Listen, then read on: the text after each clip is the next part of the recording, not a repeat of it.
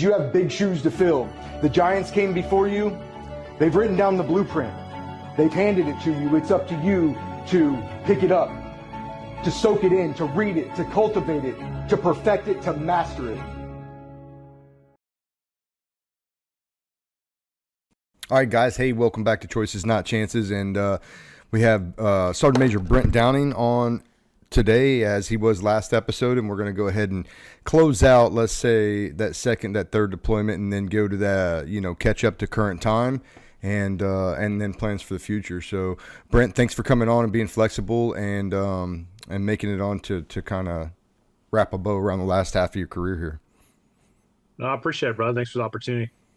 Absolutely. So, if you guys haven't seen part one yet, just go back one episode and catch part one for sure. We talked about Brent's call to service and why he wanted to participate. We talked about how 9/11 affected him just shortly after he depped in, and then he took us through his first deployment with 1st Battalion 4th Marines as a machine gunner, and then so we took us all the way up to coming home from that, and then today we're going to kind of kick off with that workup back with 1-4 now, and then going into the next 1-2 deployments, and how those deployments went. So if you want to pick up, I guess, right where we left off, kind of get back from that deployment. You're not a junior Marine anymore, and you're going to start taking on some more responsibility, I assume, for that next workup.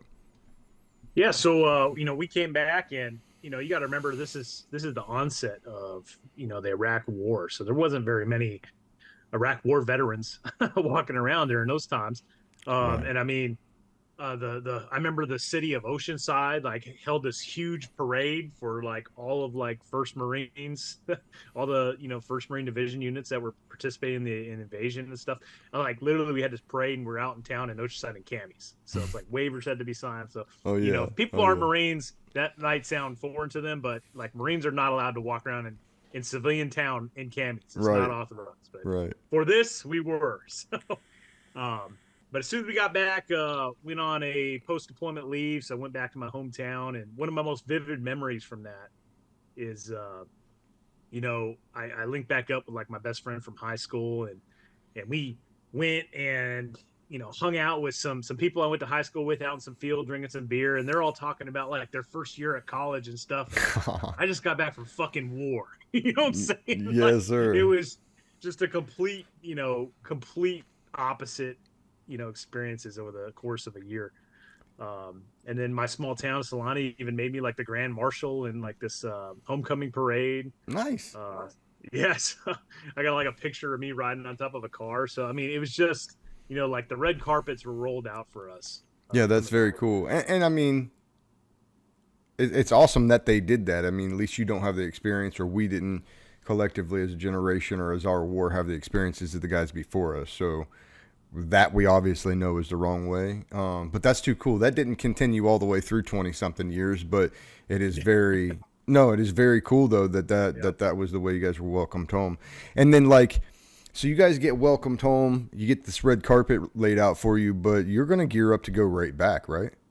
Yep. So, I mean, as soon as we got back from our post-deployment leave, I mean, we pretty much got the warning order for fucking stand up. We're going back for round 2. Mm-hmm. We jumped right into a workup. We did a MUSOC qual, and I can't explain to you guys enough how different the preparation was to go to Iraq from back then to fast forward only 2 or 3 years later. We conducted amphibious assaults on beaches. Did a MUSOC qual for our workup to deploy to Iraq again. So sure. Literally went out on an LPD, and we splashed with our AAVs, hit the beach, went inland, assaulted a town, came back to the beach, fucking splashed, go back to the ship. That was our workup to go back to Iraq. So, yeah, I mean, it seemed like it's maybe necessary too, given the fact that you did it on the first pump going across that river. I mean, yeah, that's true. I mean, that's if you did it once, I mean, and they know the rivers are there, I think it's great. But can you get a little bit more detailed into what goes into MUSOC versus a regular MU workup for the actual grunt on the ship? Does it change much for the grunt? I ask because I've never done a MU in my career. I never did one. So What is the difference So, between a regular MEU and then the MEU SOC for us? so like this is, we're talking Lance Corporal Downing 20 years ago. So, like my grasp of things back then isn't what it is now. And that was the only MEU I was ever part of. Okay, Uh, okay. but what I remember, like we mobilized and like we would do intervals. Like we would go out on ship for, I think the first time was like 3 days. We'd come back a couple weeks later. We'd go back out on ship for like a week, come back, do it again. This time, 2 to 3 weeks, and then like we would do splashes. We would, hit a beach. We would conduct raids on like the Mount Town there at Pendleton. I remember like, I mean, it's the whole 9 yards. So like, I'll give it a story, a vivid memory in my head from doing that training is, we were loading up in the tracks, and this is in the well deck of an LPD. So if people don't know what an LPD is, like the whole back underneath the ship is a big giant open space where they keep all the amphibious assault vehicles in, and they literally flood that sucker, open up this big door in the back, and the AAVs drive right off and into the water. And they call it splashing because the AAV literally like goes in and damn near goes completely under and comes back up. It's the craziest thing. I don't know why anybody would do it, but we do it. But one of my most vivid memories is my track was the very lead track. So I had to walk all the way to the track, and like they started to flood that sucker, and there was about ankle high, actually more than that, maybe about shin high water already. So I remember getting in that track, and like my fucking boots are soaked, and like we get in the back of the track, and like you splash, and like water's coming in, and then I mean, if you got motion sickness, like tracks are not the boat for you, buddy. No bueno. Yeah, and then we splash, we hit the beach, and then we're on that track for hours, and then we get to an attack position.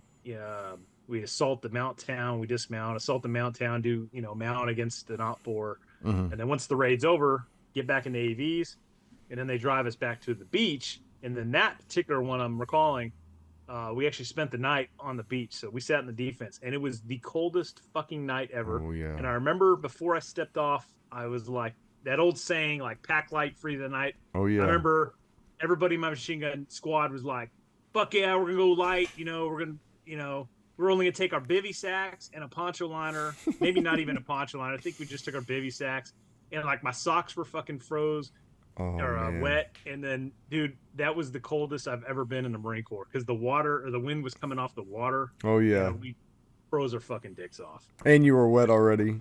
Yes. Oh man. Yep. Yeah. I understand the sentiment completely. And so for that workup, are you a squad leader from the beginning for that workup? I believe so. So I can't remember if I didn't explain this last time. So during my first deployment, we were TO. So we had a full machine gun section, which like is just crazy because never in Marine Corps history is like the Marine Corps ever TO in anything, right? Ever. But for the invasion, we were absolutely TO. Like they plussed us up, man. The Marine Corps put their best foot forward. Going back for OIF2, that wasn't the case. We were down. So we dropped from your TO 3-man machine gun team down to 2-man machine gun team. Oh, and by the way, we were so shorthanded that, I had to be a squad leader / team leader. So check one team. I'm acting as a team leader, and I have my gunner. We didn't have an ammo man, and then the other team has a team leader and a gunner, and then I doubled as the squad leader for that squad. Right on. So, right on. Yeah. Yeah, so right in those early days, I don't think. I mean, I'll ask your opinion on it. For me, it just seemed like some guys went there and got a taste of it and were like done. They lost people or whatever, and they got out. And then you'd have those salts stick along, but most of the time it seemed like that was it. And then they were backfilling with either NCOs or fresh crop of junior Marines, and it always seemed that way.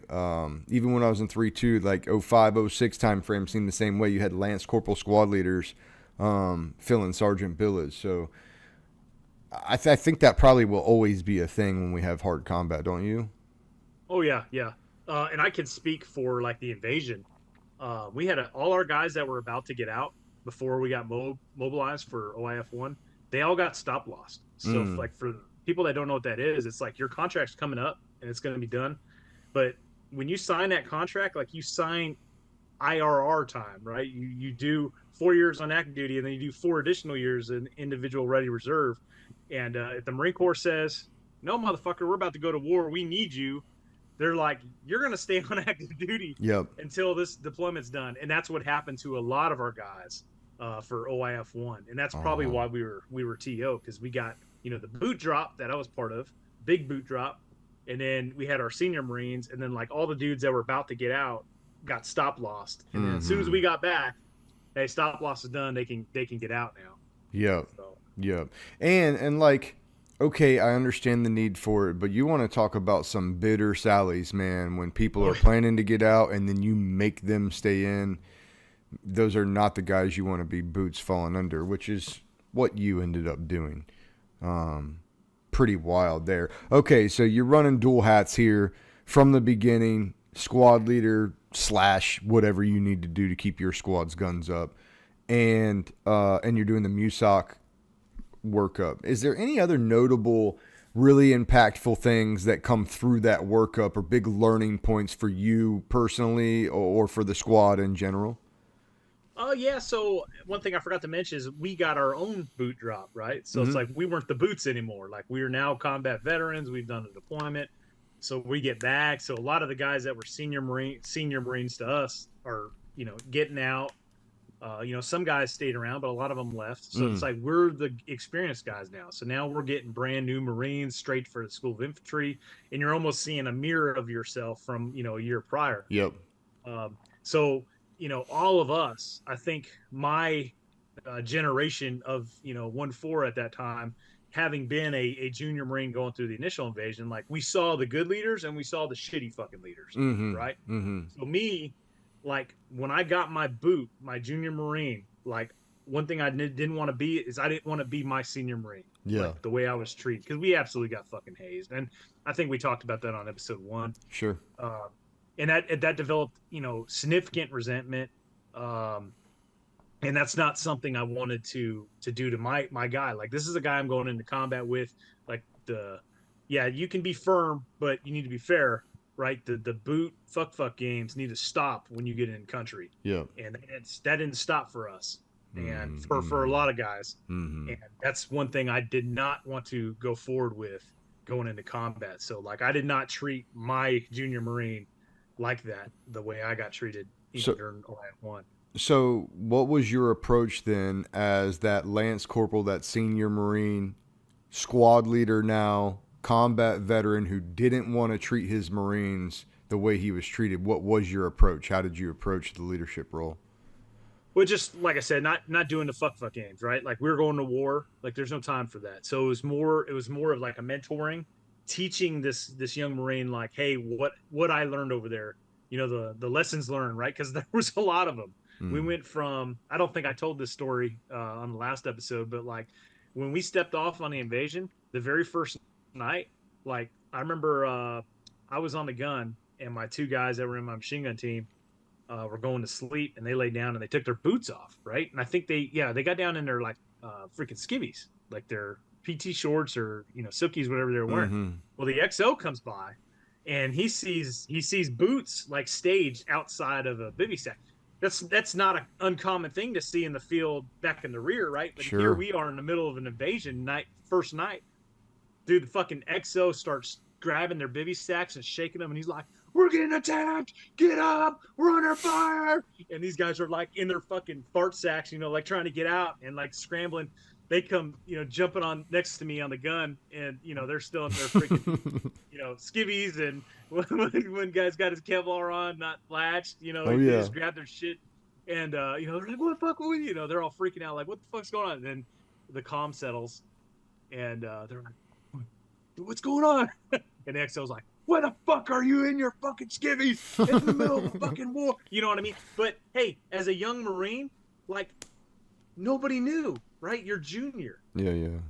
And I hate to say this, but like boot camp almost makes you retarded, in a way, right? Some things that you would think are common sense, that, you know, only a year later, is like, that's common sense. How do you not comprehend this? Yeah. I'm telling you, like, young Marines straight out of like recruit training, SOI, will make those mistakes. And Yeah, it's like stuff that happens. robot, that routine muscle memory Yes. robotism, of junior Marines for sure. Yeah. For sure. And then through the workup, what are the, and I'll actually want to press on this a little bit. So you were brought up under a certain style of leadership. You did have good leadership, but you had bad leadership as well. Yes. Then you got your Marines. And a lot of times what seemed to happen, at least in the past, it seemed to be like people would treat their junior Marines the way that they were treated as junior Marines. So my question is, and it's going to sound redundant from the last one, but what was your approach then? Was it, you said more mentor-mentee style approach? Is that more of a family style approach? Or would that more be like you're disconnected from them, but when it comes time to teach and learn, you're with them? Yeah, I mean, it's just more of a, when I say like mentor approach, I'm not saying like sit down and like, hey man, how you doing today? Not that kind of approach, right? Mm-hmm. It's still the Marine Corps. Mm-hmm. But at the same time, it's like, here I am, a Lance Corporal. I got a PFC. He'll be a Lance Corporal, within a couple months. Sure. But he doesn't know shit. So it was more like a show him how to do things, show him what right looks like, kind of approach, as opposed to like, hey, fucking boot, fucking do this shit, go fucking run over that. Oh, you didn't fucking do this, so Mm-hmm. just playing the fuck games. And like me going through OIF 1, like my squad leader was a piece of shit, 100%. But our machine gun section leader and some of the other squad leaders were squared away, right? So like, just like you were talking about, like I saw the good squad leaders, I saw our machine gun section leader, and I saw our platoon sergeant was fucking shit hot too. And they were just guys that 100% like just gain my respect, right? Because they didn't treat us like shit, even though we were boot junior Marines. Sure. They mentored us. Like I remember one time our one of our squad leaders, he like brought us all in, and like he had us watch this like VHS tape over like machine gun. It was like a History Channel special over like machine guns in history, right? Yeah. And it was just that type of stuff. Instead of like being fucking playing stupid boot games, no, he brought all of us in, and like we had a little informal PME over like machine gun history, going from like World War I up to modern times. Hell yeah. So, and that I love that. Yeah. Yeah, and I like saw that, 100% respected the hell out of that guy, and here this guy's a sergeant, right? And he's not treating us like like we're nothing. Sure. So. And that's the way, man. I've seen it both ways in my career too. And for all you junior warriors out there and junior leaders out there, pick up the good from the good and then leave the bad to the bad, and emulate that person that's the top of what you look up to. You should look up to something. You should aspire to be somebody in your chain of command, whoever that is. And I wouldn't even be afraid to ask them for mentorship. If you never ask, you never get an answer. But if you find a shit hot sergeant, you find a shit hot platoon sergeant, lieutenant even, hey, ask them, can you please mentor me to be more along the lines of what you're looking for, what the Marine Corps is looking for? So that'll work. But yeah, that's it's just a weird position to be in, because it's not necessarily that you're leading your peers, but it kind of is. And leading peers is a difficult thing no matter where you're at or what business you're in. But in this case, you had the experience, and you had the experience on the ground, which is beautiful. So, how did these Marines respond to it? The Marines that you had in your squad, they pick up things pretty quickly. Yeah, I had a good. His name's Eric Graham. He was my gunner for OIF2. Good dude. It was a little surprising though, because I think we talked about this on episode 1. There's like the stereotypes with the different MOS. A couple of the boots we got were not the stereotypical like big jack, freaking beefy machine gunners, right? So my junior Marine was a smaller stature, more wiry guy, and And so he didn't meet that mold, but he was still a hard charger, man. He was you know eager to learn, and again, I treated him like a human being, not a freaking a piece of gear. Hell yeah. And he he put out for me, and that's what I asked for. So it's like when I'm talking about like mentoring, I'm not talking about like coddling a guy. Like Sure. I've chewed a lot of ass over 22 years as a United States Marine. Sure. Like sometimes you gotta fucking lay into dudes. I'm just saying, like, treat a person as a freaking infantry freaking warrior, not as a boot piece of shit. Yep. Because that's the guy who you're counting on. If your ass takes a round in the middle of an alley, it might be him that's either going to run out there, grab you to drag you out, or sit there and watch you fucking bleed out because he's like, fuck that guy. Yep, that's right. So, That's right. All right, so let's push on from that. Get this MOB, get this workup, and now, did you guys know where you were going during the workup, or did you find out later? I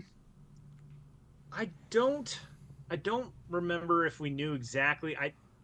I'm reading a book, Battle for the City of Dead. It's about the Battle of Najaf, and almost finished with it. And in there, it talks about our initial mission. It's because we chopped to the MEU. We were part of the 11th Marine Expeditionary Unit.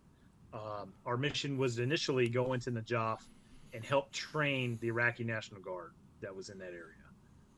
The Mahdi Army, led by Muqtada Sadr, who we'll talk about a little bit later.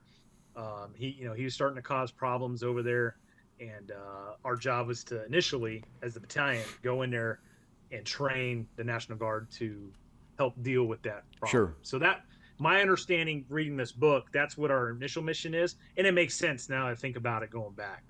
But we got on ship late May 2004, and I remember we did a stop in Hawaii. We did some training in Hawaii for a few weeks, which was fun, and they even gave us libo for a couple nights. Hell yeah. Which was a blast. And a funny story about that. We're out there training for a week or two, and just really tough training. Right, we're going back to war. Right. Yeah. And then we're supposed to get libo. Well, the night before we were supposed to go on libo the next day, I get really sick. Like my throat is like sore, Oh, no. hacking, phlegm up, and I'm like, dude, this can't happen to me. I want to go on libo. Like, no way, I'm missing out on liberty. So I go to freaking one of my corpsmen. I'm like, Doc. I was like, give me the ass shot. I don't even know what it is. I think it might be penicillin. Penicillin, yeah. Yeah, they give you a shot in the ass, right? And it cures everything.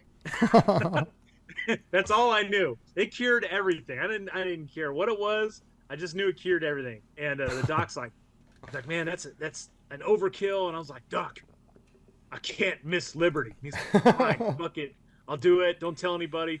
So he gives me that ass shot, and I shit you not, the next day I could have ran a freaking 300 PFT. I felt so. It felt amazing, huh? That's awesome. That's awesome. So yeah. You get this liberty now. Is this on your way over? Mm-hmm. Okay. So yeah, you needed that gonna, liberty. That was that last liberty. Oh yeah, it was going to be like a month plus transit to Kuwait for this, and this was our only libo, essentially our only stop. Okay. That we were going to get off the boat. So yeah, I think we got 2 nights in. It might have been Honolulu, or maybe it was one of the other islands, but it was a blast, absolute blast. Heck yeah. Now, let me interject one more time, if you may. Your section leader that you looked up to from the first one, is he gone? Who's your section leader now? Is somebody you get along with? Yeah, so they rotated things around, and this is funny. So our section leader for our second deployment, he was a PFC on our first deployment. Not because he came in with us, but he got hemmed up in some shit and got busted down all the way to PFC. Right? Oh, wow. Big Jack dude. His name's Andrews. He's freaking awesome. Awesome guy. And so for going back for our second deployment, our old section leader had moved on to another company, weapons company in the battalion. Because they shuffle around staff NCOs and officers sometimes after deployments. So we had lost our section leader. The sergeant, one of the sergeant squad leaders that I looked up to, he moved over to H&S, and then one of the other sergeant squad leaders, I think, got out. So, it left Andrews kind of at the helm, and he picked up Lance Corporal and OIF one, got it back. So he's second award Lance Corporal. And then when we got back and doing our workup, I think they had a meritorious promotion board, and he won that. So Okay. he pinned on Corporal, if I'm remembering correctly. But he became our section leader. So a corporal section leader, and for those of you that don't know, like a section leader, machine gun section leader is supposed to be a staff sergeant. So here's an NCO corporal holding a freaking staff NCO's billing. So, and that was the norm. I mean, that was very common. Absolutely. And so you and he vibed together. You didn't have bad blood with him. You looked at him as somebody that you would follow. Oh, he was awesome. Okay. He was one of those guys, and dude, he would be the first one to call you motherfucker, right?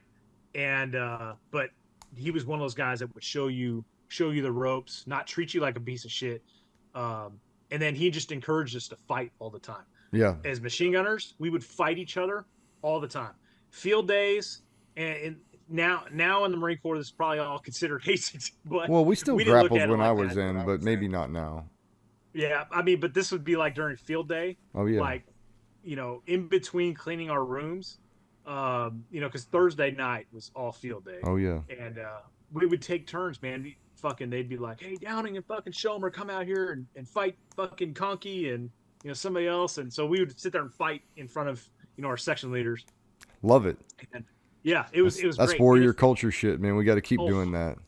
100%. And as machine gunners, we fought each other, and then when we got tired of fighting each other, we'd go beat up on mortarmen or assaultmen. And then if any of the 11s fucked with any of the weapons platoon guys, like we would collectively as a platoon go fight them.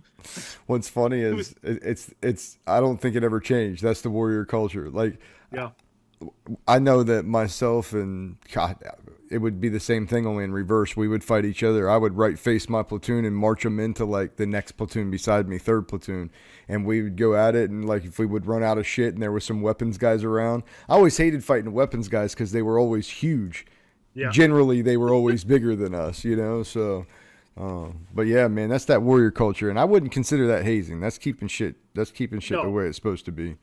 I wouldn't either, but if somebody got now, if hurt, somebody goes crazy and gets stupid, you're not supposed to get stupid, but yeah, because they would ask, like, if somebody got hurt during this, they'd be like, well, what was your squad leader, section leader doing? Like, oh, well, they were sitting in a chair watching us. Was our corpsman present? No. No corpsman. 4M done? No safety vehicle, sir. Yeah. Yeah. Nah, that's culture. That's not hazing. I mean, people get stupid and they, whatever, but I like it. I always had my guys fight. I always fought. I'd fight with them though. You know what I mean? I wouldn't fight and watch them fight. We would all fight.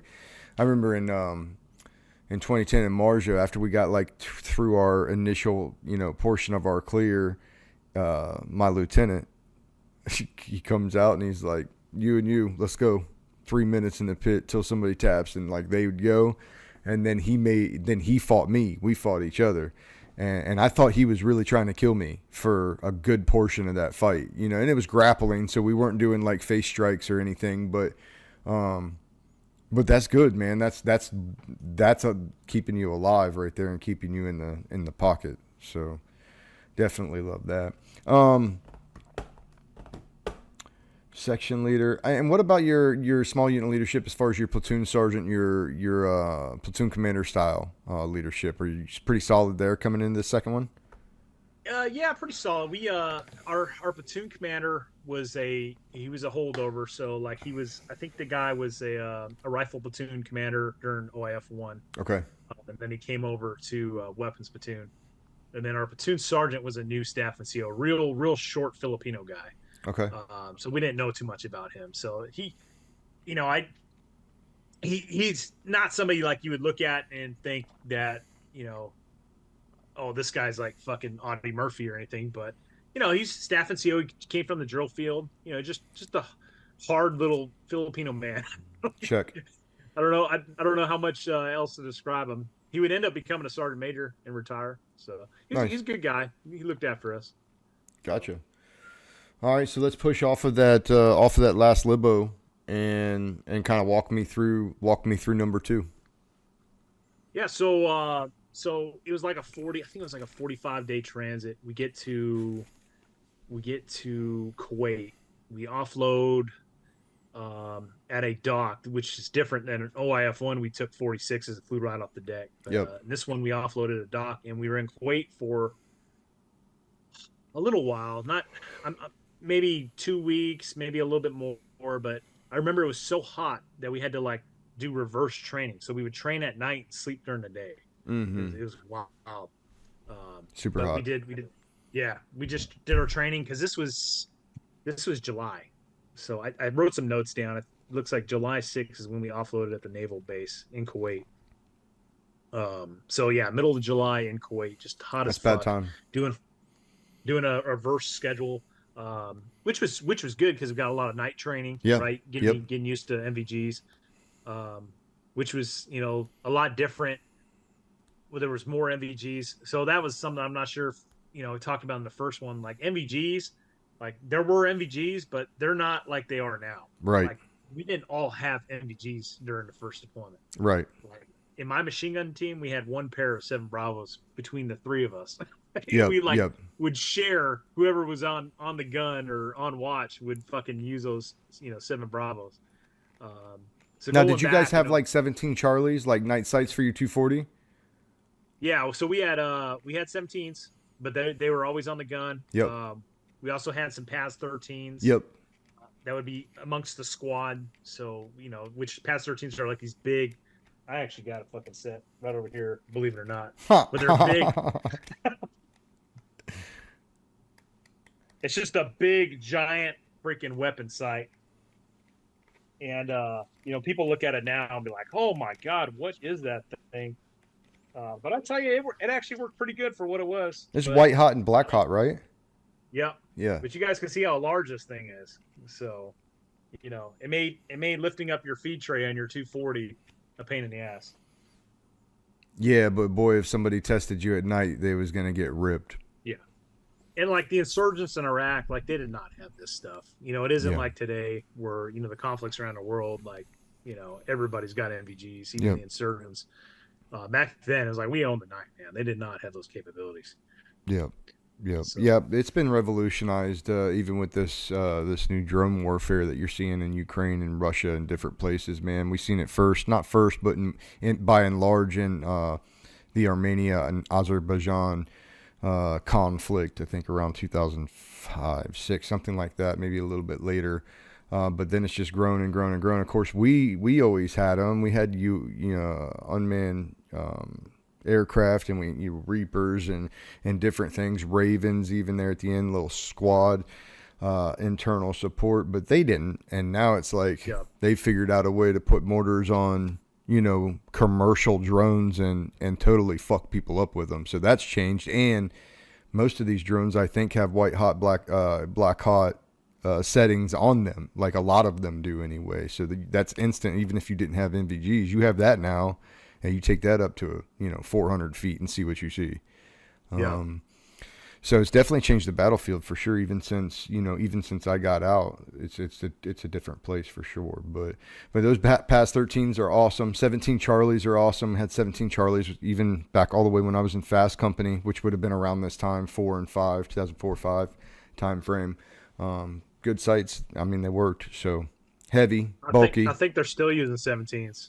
And yeah. It still doesn't make them any lighter unless they have made them lighter. Those 17s are heavy to put on anything other than a machine gun, which you shouldn't put them on anything other than a machine gun probably. But I know some sergeants that put them on M4s at one time. Pretty stupid. Okay, so are we talking about 140 degree heat in Kuwait? Is that what we're talking about? 120, 130 degrees? Probably. I just know it's one of the hottest places I've ever been. However hot it is that, the Marine Corps decides, hey, it is way too hot for our guys to train during the day. Yeah, that hot. All the way hot. Hell yeah. Because I'll tell you, I've been in the Marine Corps for 22 years, and that's the only time that's ever happened to me. Yeah, it's hot. Kuwait was hot, and probably equal to or maybe just a bit hotter was Bahrain. Bahrain in June, July, not cool. Lot of heat there, a lot of humidity too on that one. Okay, so how long do you stay in Kuwait? Is this like maybe 10 days to 2 weeks to acclimatize and get your guys' in brief kind of style? Yeah. I can't, for the life of me, I can't remember the exact time frame, but when you think about my notes say July 6th, we landed at the naval base, and then it looks like July 23rd, we made it to Fob Hotel in Duke in Najaf. Okay, so that sounds right. Yeah. So that all encompassed, a training, like a training period in Kuwait, and then a massive convoy that we took up to Najaf. I think one of the platoons actually took helos in, but we took a massive convoy, which was kind of weird because it's like now we're kind of retracing the same footsteps, during the invasion, except now we're in a 7-ton, actually, a little bit more comfortable, can see outside. Sure. Yeah, that changes things for sure. Now, and what are your thoughts moving to Najaf? Are you, because you just came out of that where you took some contact and you knew that this is a real fucking enemy and this is a real war. Are you taking much resistance on your way in? Are you taking no resistance on the way in? So to put this in context, when we left Al Hilla in 2003 at the end of that first deployment, like combat operations were going on. We were conducting combat operations, but like the insurgency really hadn't gotten started yet. Like I couldn't have told you what an IED was coming home from my first deployment. Didn't know. Had no idea what the hell that was. Check. Didn't learn what that was until we were on the way to Iraq for a second deployment, and we got like, a brief on what the enemy TTPs are. Okay. Okay.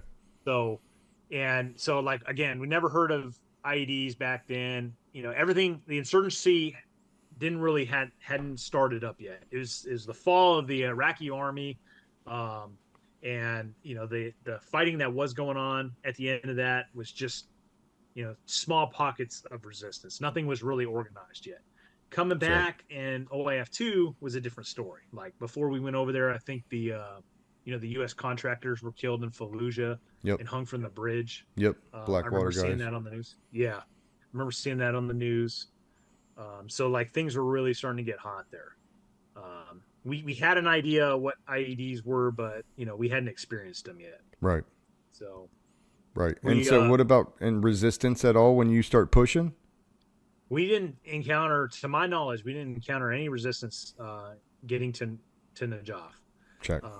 So we get there, we get to Najaf, we rip with an army unit, and Najaf is the site of probably the second most holiest site in all of Shia Islam. It's got the Ali Aman Shrine. Am I saying that right? Iman Ali Mosque. All right, so it's like this big mosque. It's a gold dome. Yep. And right next to it is the largest cemetery in the freaking world. And essentially, it's like all these Shia Muslims want to be buried there because of the significance of that mosque, because one of their head honchos, is laid to rest there, so they want to be as close as possible to him, and that's why the cemetery is so large. So,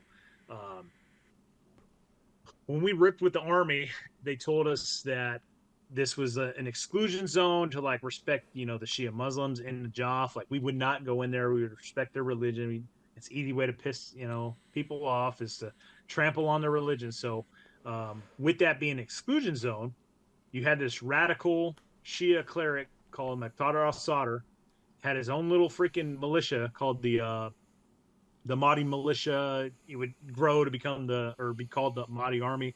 But these were all his like, low income freaking henchmen, young kids that really didn't have any jobs would migrate to him and be his little freaking water carriers essentially. So he's running his mouth. He wants to be the head honcho of, this site, and he wants to climb the ranks, and, he's spouting the anti-American stuff and calling us occupiers and all that stuff. Reality is, and I don't give a shit what anybody fucking says about this. Reality is we were trying to rebuild Iraq. Right? What freaking country in the history of the human fucking race invades a country, demolishes it, and then pours its blood, sweat, tears, and treasure into it, only to say, "All right, you're good. We're out of here. Have a nice day. It's only yours. us. Only us. Only us." So we moved into Najaf. The governor of Najaf at that time was having issues with Muqtada al-Sadr, doing stuff. He was conducting attacks and stuff on police stations, small scale stuff.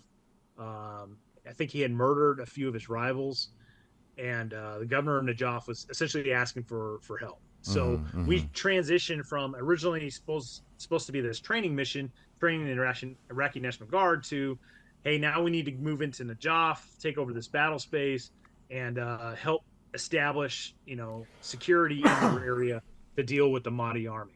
Check.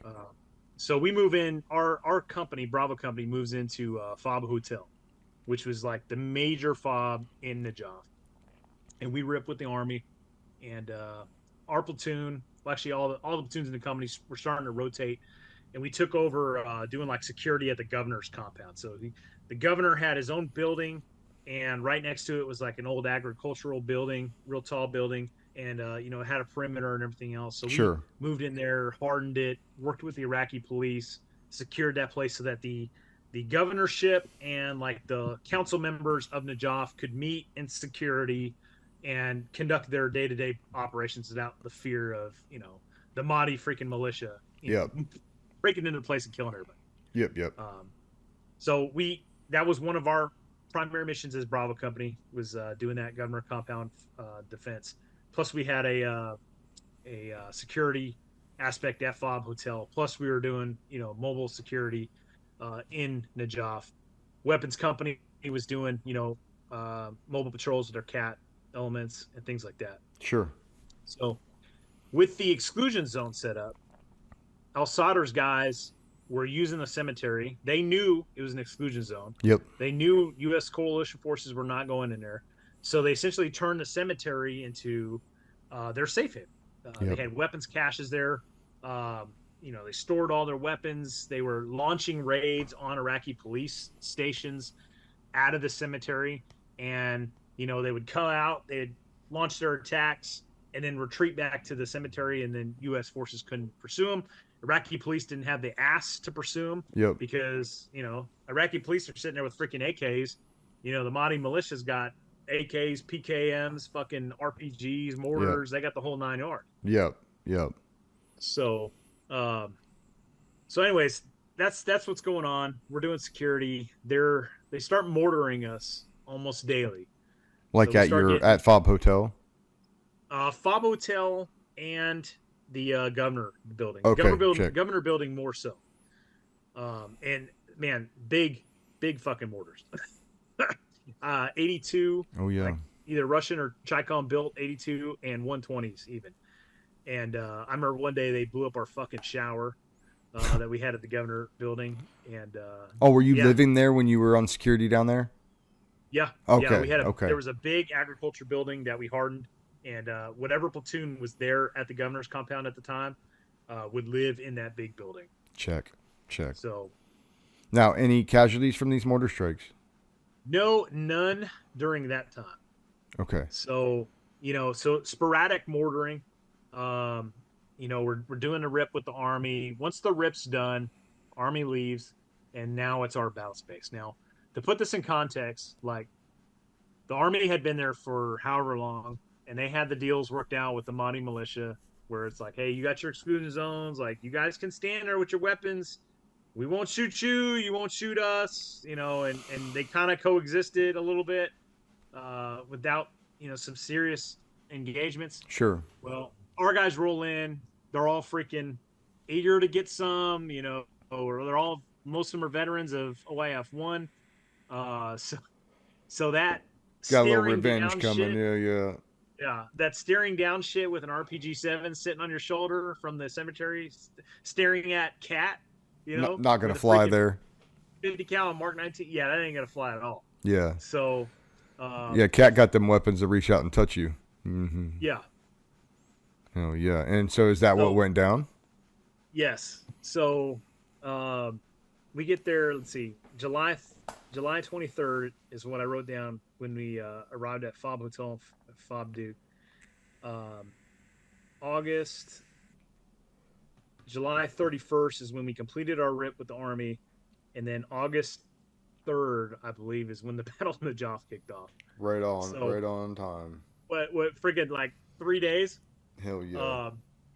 So yeah, so the first thing I remember is Cat got in a tick. So they got in a firefight with the Mahdi militia.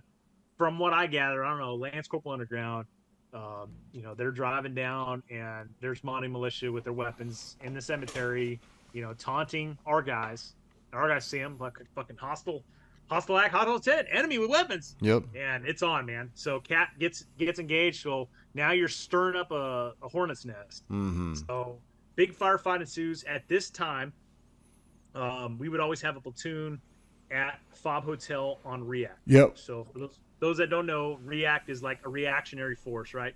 You have a small force ready, standing by. These guys are, in their camis, their gear staged, and if something happens anywhere, like if Fob Hotel gets attacked or if our troops get in contact out in town, like we're gonna throw our shit on, we're jumping on the Vixen, rolling. We're half ready to go. Yep. So our platoon is on React. So Cat gets in a tick. We throw on our gear, we mount the tracks, and we roll out there. We might even have been in 7 tons at the time. I can't remember. But we roll up, and there's, fucking buildings are on fire. There's smoke pouring out. There's Cat going to town with 240s and 50 cals and Mark 19s. Cat's got a lot of ass. Oh, yeah. Bravo Company React shows up. We dismount, and it sounded like a freaking rifle range. Oh, yeah. This is the first like small arms engagement of our second deployment for Bravo Company. Oh yeah, quick So too. We get there, we get online, and dudes are just going to town, man. They are fucking unloaded. And like I said, it sounded like a rifle range, man. Like when you show up, you hear Cat. They're like, controlled bursts. Yep. Some Mark 19. When Bravo Company shows up, it's fucking dudes are trying to get some, right? Oh yeah. Yeah. So and is this in the cemetery that you're reacting to? No, this is like in a town. Okay. This is not in the cemetery yet. Okay. So we get there, things calm down, Mahdi militia retreats, and we load back up. We go back to Fob Hotel. Cat carries on. So later that night, the Mahdi militia launch a raid against one of the police stations in Najaf. And if I remember correctly, the governor of Najaf was like, fucking my guys need your help. Please come. They can't hold off. So the Iraqi police are trying to hold off this, onslaught from the Mahdi militia. Cat rolls out there. We get stood up. I think once Cat arrives, Mahdi militia scramble like cockroaches to get out of there. Yep. They already got a taste. They don't want to. They learned earlier. Yeah. So this was like in the middle of the night, right? So we get stood down. So we don't roll out this time. So fast forward, it's the next day. Another attack on the police stations happened, and if I remember correctly, the police station is near like this big traffic circle in Najaf. Okay. It's a pivotal area for the city. So that happens again. The Najaf governors, pleading for the Americans, like, please come. My Iraqi police cannot, handle these attacks in the Mahdi army. So Cat rolls out there. Cat gets engaged. They're hooking and jabbing, and fucking they get air on station. So a Cobra and a Huey are flying around, and they're taking small on fire. And what happened is one of those rounds pierced the cockpit of the Huey and blinded the pilot. Oh man! So when he got hit in the eyes, he kind of lost control of his bird, and they couldn't really recover, and they ended up crashing right there near the traffic circle. So now we got a down bird, right? All you have is Cat out there. So when in hindsight, when you think of the Mahdi militia, fucking hundreds if not thousands of Iraqi insurgent fighters, well, now we got fucking Black Hawk Down, right? That's essentially Black Hawk Down fucking redo. Yep. We got a Marine Huey on the deck, and the pilots are not. All they have are some M16s, maybe some M4s or whatever they have, and it's just them, man. So Cat's rushing to get to the crash site. Mahdi militia, they know they just shot down a Huey, Yeah. so they're just trying to freaking get there. Yeah. So we get the word at Fob Hotel. My platoon, first platoon Bravo Company, was machine gunner attached to them. Now, are you mounted?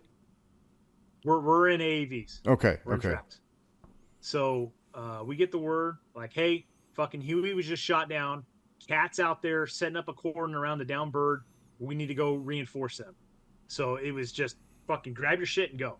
Yeah. So we grabbed on. We threw our deuce gear on. We grabbed our stuff. What we had staged for react. We jumped on the AAVs and we rolled. Right now, I can't help. Right, I can't stress this enough. Like, we're just a reactionary force. Right, we are not prepared to like go into this major offensive. Right, we're like, hey, plug the hole, until follow-on forces can get there. That's kind of what we are as a react. One Sure. rifle platoon. We're not equipped and set up and packed to launch a full-scale offensive. So that's how we roll out there, just a react. We get out there, we set up a cordon around the down bird, and Iraqi, the Mahdi militia is hitting our lines. So I set up a position inside. At first, it was like a little Haji shop. Everything's closed up, and which funny to me is the times I've been engaged in heavy combat, it's like civilians disappear. Yeah. And it almost turns into like a ghost town, wild west. Yep. Fucking tumbleweeds going across the street. Like, civilians are gone, and it's just essentially us and the enemy at this point. Because like, I don't see any civilians anywhere. It's just us being engaged and us engaging them, essentially at this point. So we set up in at first in this old, like, not old, but Iraqi, like, fucking little stand. Yeah. I've got a picture of me in it, and we're sitting there, and the tracks are covering the major avenues of approach. We're covering a major avenue of approach, and it's just sporadic small arms fire, and then this white freaking car is like speeding down towards us, right? So I see it. I'm looking at it. I'm looking at some 11s. Some riflemen are like trying to signal this vehicle to stop. It keeps coming, and this thing is just flying. And so we open up, man. We're fucking lighting this sucker up, dude. And one of my buddies, Brent Humphrey, he's a 0311 team leader. Shout out. Our team. He fucking, I tell you this is the craziest shit ever. Because again, he was like trying to signal his car to stop. That car just flies by him and takes a hard right. I watched this dude turn and shoot his M203 from the fucking hip, and scored a direct hit on this car. Oh, and fuck yes. we're all lighting it up too, right? And this car comes to go to a screeching halt. And so now we're closing with on this fucking car, and the doors open up, and a fucking dude like kind of barrels out, and a big heavy set Iraqi woman comes out, and like they're all still alive. And I'm like, how in the hell did anybody survive this? Now, I'll concede, like, not Mahdi militia. Yeah. Not at all. Civilians. Yeah. But we did everything in our power to, tell them to stop. They not only ignored our signals and, commands and warnings and everything. Like this, I think this is pretty fucking universal. Yeah. They accelerated and tried to run through our checkpoint, essentially, that was set up. So they come out, and it's like, yeah, they're covered in blood, but they're still fucking alive. And they took, I don't know how much 5.56. I don't think my gunner engaged them with his M240. Probably didn't need to after a 203 went off. Right. And that was one of the things that was very anticlimactic too, was watching that 40 millimeter like explode on that car. And like, it's not like the movies, guys. No, they don't flip anything in a fireball. Yeah. It wasn't something out of a Predator or anything like that. Right. But yeah, so these two wounded individuals were casevac'd out of there. You know, some part And of me sometimes wonders because I've seen a lot of that same thing, both in Iraq and Afghanistan. Probably more in Iraq than Afghanistan, but part of me wonders, like, are they just fed up? Like, no, I'm not, because like a lot in my experience, they just continued living life as if we weren't fighting street to street in their villages. right. You know what I mean? They just, oh, Yep. yep, that's going on, but I need to go over here and take these cows out, or whatever. It's very interesting, to say the least, because it was both in Iraq and Afghanistan, both theaters, different people. Both of them acted the same way, and maybe that's just because that's you're in that situation. I don't know. It was very strange. Well, that's a hell of an opening couple of days after your rip is adjourned, eh? Yeah, this is what, 3 days into our full blown rip with the Army, Yeah. and here we are in this major firefight. So Huey shot down, cordon set. His car runs our checkpoint. We unload on it. So at this point, right after this, I'm like, hey, I go to the our platoon commander. I said, hey sir, can I displace and reset up my gun? I think it'd be better employed off on our western flank, which is another major avenue of approach. Two lane road, had some like trees in the middle. Mm-hmm. And there was a track over there, and there was a squad of 11s, but there was no like medium machine gun over there. So he's like, yeah, no problem, fucking go ahead. So my gunner and I displaced. We go down there, and the best position we could find was like they had these huge, thick trees in the middle of this 2-lane freaking road. And again, I've got a picture, and the reason I got pictures of this because again, just like a YF1, I took one of those little winding. Yep. And I had enough Disposables. I had enough common sense in me to know like this is something big, that's going on right now. And like if I don't take a picture of what's happening, like it's not like modern times where dudes are running around with fucking GoPros, right? Mm-hmm. Mm-hmm. So it's like nobody takes these pictures, like nobody will know what this shit was like. So like I took a picture of where we were covering. Mm-hmm. And what's cool about this picture that I have is like you can see a poster of Al Sadr's face up on top of one of the buildings. Oh yeah. So, but we're covering this road, we're orienting down it, and there's just sporadic firing going on all around us. Again, we set up a 360 down cordon around this down Huey. Yep.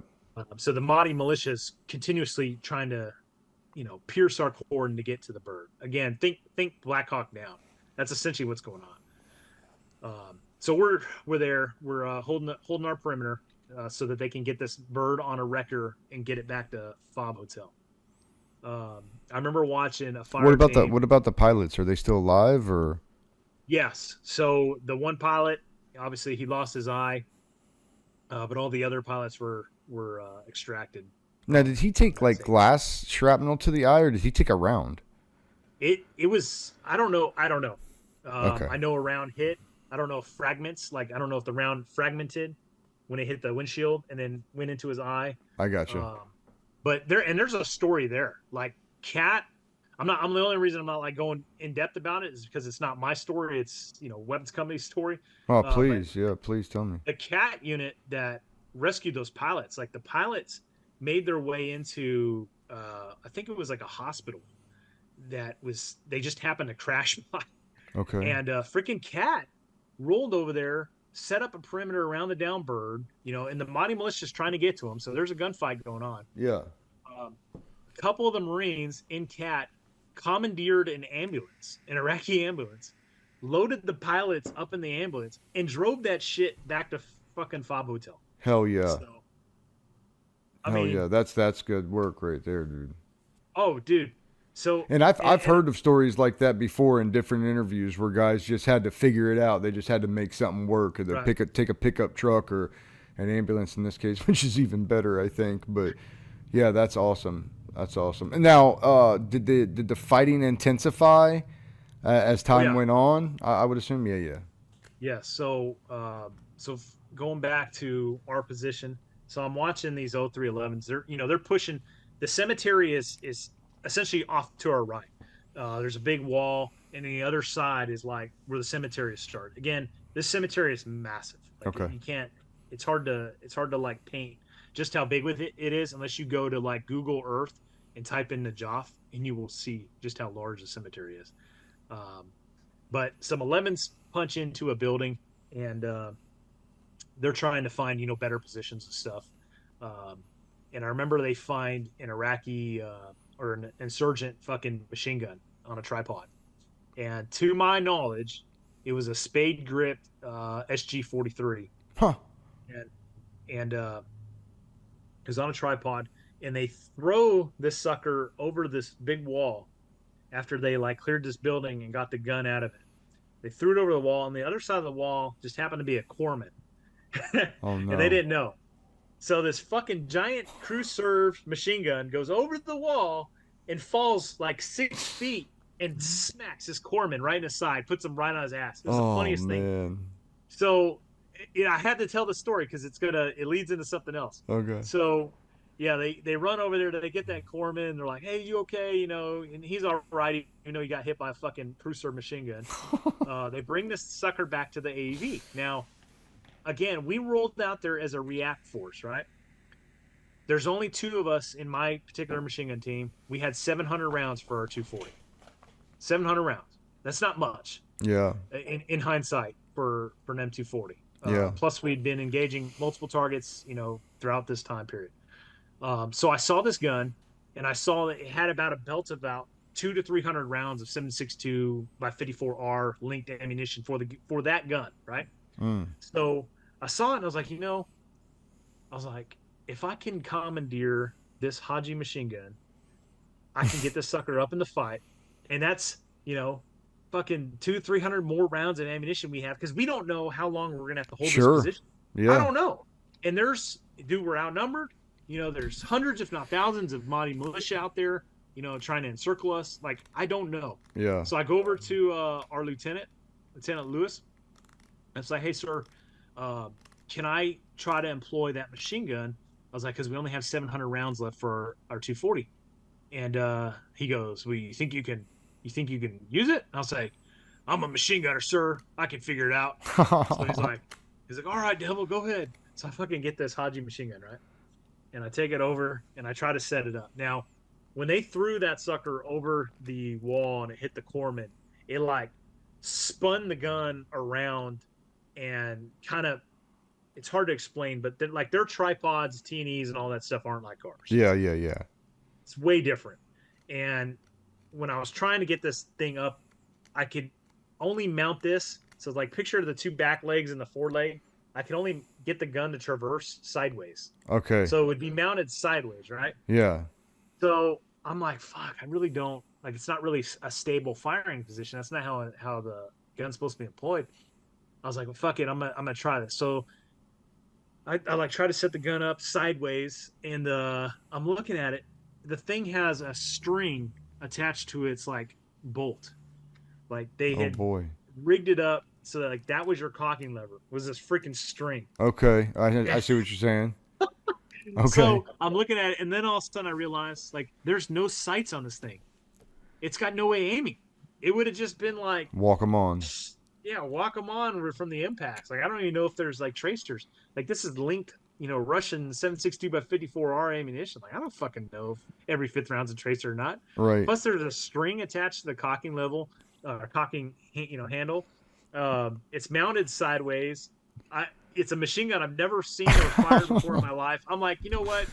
Everything in the book of God is telling me, don't fuck with this gun. It's probably gonna blow up on you. Fuck it, full send, dude. Yeah, dude. So what's funny is like knowing what I know now, I think I could have got that gun up and back into service, but I was like, this is too much. Like much as prideful as I am as a machine gunner, like I ain't fucking with this shit. So I just took it. I put it back in the track. I gotcha. So yeah, so we go back there and we're there in that position dealing with different stuff throughout the day. At one point there was a guy walking down the road towards us, and I yelled out to the platoon commander. I'm like, hey sir, I got a freaking Iraqi walking towards us. I can't tell if he's armed. He's definitely holding something in his hands, and it was like, shiny, but I couldn't tell. It's too small. And he was like probably 300 or 400 meters down the street. And so Lieutenant comes over, Terp comes over, and this guy just keeps walking. So we fired a couple like warning shots, and again, the guy just keeps walking towards us. Yep. And we're like, what the hell's going on? So like my gunner is trained in on him.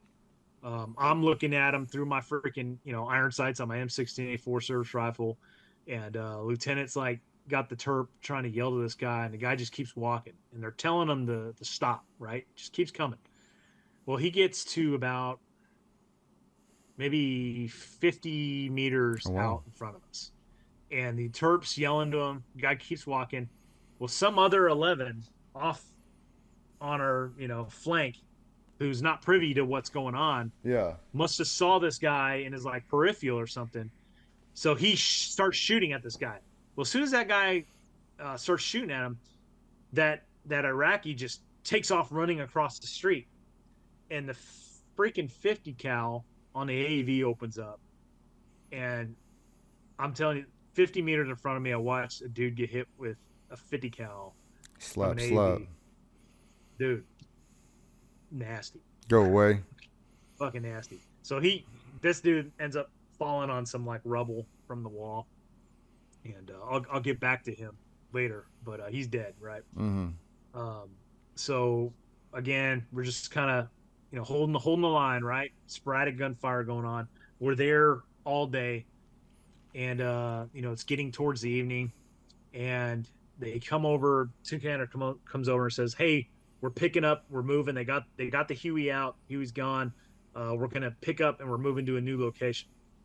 So I can't remember if we moved over to this other area on foot or if we loaded back up in the AAVs or not, but we relocated to a point where we're up against this pretty big wall. And so everybody is now essentially online.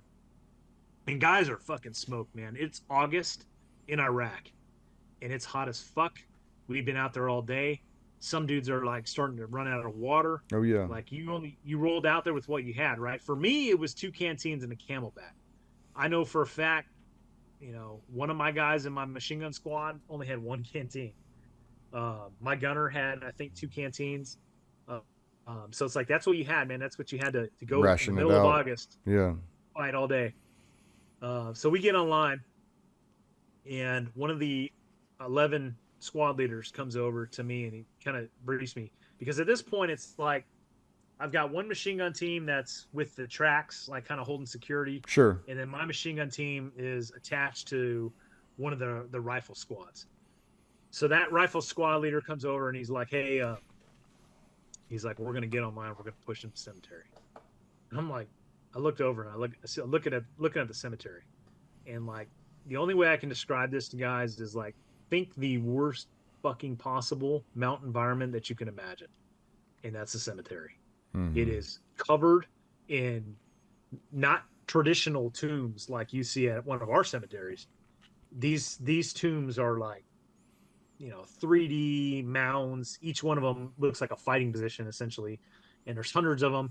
There's big like small buildings in them, maybe like 10 by 10 fucking tomb type buildings. Oh yeah. There's catacombs that go down, and they're like, you go down in these things, and there's like shelves in there where like bodies are put into. And the shit's everywhere. So I'm looking at this, and they're like, "Yeah, we're getting online. We're gonna push in the cemetery." I'm like, "You gotta be fucking kidding me!" Like, we had been fighting all day, right? No resupply, no water resupply. We were literally out there with what we rolled out. The AVs, like, yeah, there might have been some fucking bottles of water on those, and that shit got distributed, and that was it. That's all we had. So all the ammo that we had, that we sipped off with, and all the water we sipped off with, like, that's what we had. Yeah. So now it's getting towards the evening. The sun's kind of starting to set a little bit. Sure. And they're like, "Yeah, we're gonna get online. We're gonna start pushing into the cemetery." Had no idea like where an LOA was or anything. It's just like, we're gonna get online and push in. So I was like, "All right, fucking Roger that." So we stepped off, man. We started moving, and it's just sporadic firing. So at this point, it's us, our platoon, 1st Platoon Bravo Company, and you had Charlie Company, and then Alpha Company had arrived at this point. And there was 81 millimeter mortars. They were out there as kind of acting as a provisional rifle squad. Sure. And then you Well, had that's a lot of ass then. Oh yeah. So what happened was, while this was all going on, this is not privy to freaking Lance Corporal Downing at the time. Sure. While this is all going on, while we're holding the perimeter, fucking battalion commander, Lieutenant Colonel Mayer, is getting on the horn and calling in his fucking banners, man. Alpha was coming down. Charlie was rolling out. The rest of weapons is coming down. Like, the whole battalion is coming to bear. All the elements of our freaking Marine Expeditionary Force, the tanks that are attached are rolling out there. We constantly were having, sorties flown by, Marine Air, the Cobras, which is funny because I ended up meeting one of the Cobra pilots that was flying CAS for us that day, and he's a good buddy of mine now. But those guys, fucking hats off to them, man. They would fly their fucking CAS missions. They'd fly back to, I believe, Duke, land, do like a hot refill, and then fucking take back off, come back, keep flying. So they never left us, man. As long as they had the capability, they were there. Yeah, there's something to be said about pilots in a section where a bird goes down. They become different animals. Oh, yeah. Completely. It happened to us, too. Yep. And I remember when, kind of rewinding back when I was on that road, at one point I looked over my shoulder and there was a fucking Cobra just off the ground. Man, he couldn't be any lower without like clipping the tops of palm trees. And he's shooting rockets, man, and those things went right over my head. Oh, yeah. He flew over. And I mean, I'm like, I remember that like it was fucking yesterday. Yeah. I know that was my buddy Dave blasting game. There's no question in my mind. I was like, that crazy motherfucker had to be flying that snake, man. That's awesome. That's awesome. So anyways, yeah, so we get the word. We're going to push in by this point, like all the elements of, 1-4 there, with the exception of the rest of our Bravo Company, because they had the mission of, protecting the governor building as well as, any elements that were left back at Fob Hotel. Right. But the vast majority of the company was at the governor building because that was our primary mission. We were just happened to be the ones on react at Fob Hotel. So it's like our one platoon is like the only Bravo Company representation in this first initial day. So we get the word, man. Now we get the whole battalion. We're pushing through. So now, are you seeing enemies as they're shooting at you guys? Oh fuck yeah. Yeah. Okay. So, but it's not like it would be like a pop up. Yeah. Right? Yeah. Or you would see a dude run by, in between tombstones, quickly. You know what I mean? Sure. It wasn't your standard. It wasn't like the rifle range, man. Somebody pops up and you get. No, check. Yep. And that's why I asked, because a lot of times, even especially if you ask junior Marines, they'll tell you all about the fight and they cannot remember how many people they actually saw and doped in on. Right. You know what I mean? In a lot of different fights. So, all right, so cool. You got guys dashing in and out, and are you guys actually just sweeping it like you're fire and moving or buddy rushing? So, what do you got going on? We get online, and it was essentially, from what I remember, it was essentially a movement to contact. Because once we started trolling moving, straight at them. Yep, we're moving, and you're trying to stay aligned with guys to your left and right. And I remember stepping off into the cemetery, and we're getting in there, and I'm watching guys throw M67 fragmentation grenades into tombs. Right. Well, that lasted a whole 30 seconds because there's so many guys realized real quick that there were so many tombs you couldn't possibly do that. Yeah. Like you'd run out of grenades real quick. So they did it a couple times, and then it was after that. It was like, dude, there's no way we can clear all this shit. We're pushing forward, and hopefully the enemy pops out. So with that being said, obviously there's for sure going to be enemy in tombs that we're pushing past. Okay. Right? Okay. So I remember being online, and all I could think about was like, fucking, I just pictures like some freaking insurgent sniper reticle on me, because on the outskirts of the cemetery were large buildings. Yeah. And if snipers were in those buildings, and they were, they would have clear shots at us at times. So that was, plus I'm walking next to, my gunner. Sure. We were definitely great targets of opportunity. So we're starting to push, and like I'm looking at the fucking cemetery and like how it's situated, and it is just so confined. We're climbing over tombs. It's hard to stay on line with the guy on left to your right because of like how everything is. It's Yep. so confined and tombs everywhere, dude. I was like, just at a instinct of survival, I mounted my bayonet. I was like, at any point, one of these insurgents can pop out from around a tomb or Sure. underneath one of these like fucking catacombs and be right in front of me. And like, I'm not gonna have time. I'm probably gonna instinctively thrust. So like, I mounted my bayonet as we started to push forward. So we just continued to push. Again, fucking firing going on all over the place. We got, 3 rifle or Charlie, Alpha, our platoon, 81s. We're all pushing forward. You got supporting fires from like the AAVs. And at some point, we reached an LOA and we stopped.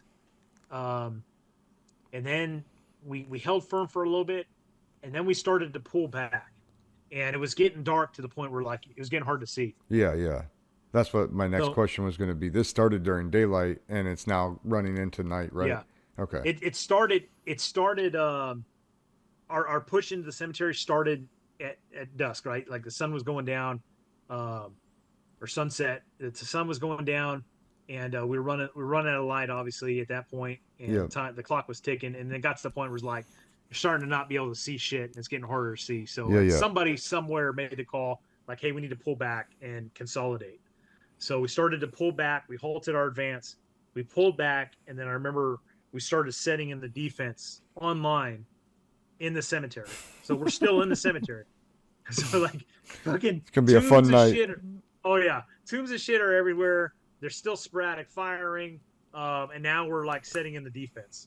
So it's like you're not digging, right? Nobody's got e-tools, right? Like we stepped off as a react force, so you're like finding freaking tombs and headstones as your cover. Sure. And trying to get accountability, make sure we got everybody, because dude's fucking it's hard to see. You lost visual contact. We had 2 guys fucking get separated, and I think they ended up making their way back to the track in the rifle platoon. So I mean, I can't stress just enough chaos. like how chaotic it was. Now, in that initial clear before you guys consolidated, you have a general number of enemies that were killed? I couldn't tell you. I mean, ballpark, 100, 50, 25?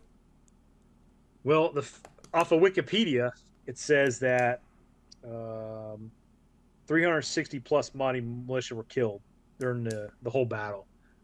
So yeah, that's a pretty good number. I mean, I don't know how many were lost during that initial day of fighting, but probably a significant amount, because I mean they were essentially in the attack at that point, right? And like, you guys were just kind of setting in on them. Yeah. We had been reacting to them, fending them off while the Huey was getting extracted. And then towards the end of the day, that's when we transitioned. Once the rest of 1-4 got there, that's when we transitioned to taking a fight to them in their safe haven. Check. So we pull back. Sorry, go ahead. No, I was just going to say, so now you're set in, you pull back, you consolidate, you guys are kind of figuring out the catacombs and the headstones and sectors of fire and such, getting your accountability up, and then are you staying there for the evening? So we pull back, we're getting consolidated, guys are getting accountability of people and stuff, guys are getting like ACE reports and stuff like that. And in the process of all this, mortars start dropping on our position. Mm-hmm. And I'm watching them land in front of us, and I'm watching them land behind us. And I'm like, holy fuck, they're bracketing us. Yeah. And sure as shit, I hear a mortar impact, and you hear the dreaded words, fucking Corman up. So fucking everybody's panicking and frenzies, because those fucking there's 61 81 millimeter mortars, or 82. I think they use 82. 82s, yeah. They're landing all around us. And these are big fucking impacts, right? Yeah. So you hear Corman up, and you just hear a bunch of like chaos and rumbling. Guys are screaming and stuff, and it's like, what the fuck is going on? At this point, the sun is going down. Now I'm like looking through my 7 Bravos, and you just hear a bunch of chaos. Well, I get word that our freaking platoon commander has been hit by a mortar. Oh man! And he's completely blinded by the mortar, and he's getting the medevac. So we lose our platoon commander. Platoon sergeant steps up, typical Marine Corps fashion, man. Fucking chain of command.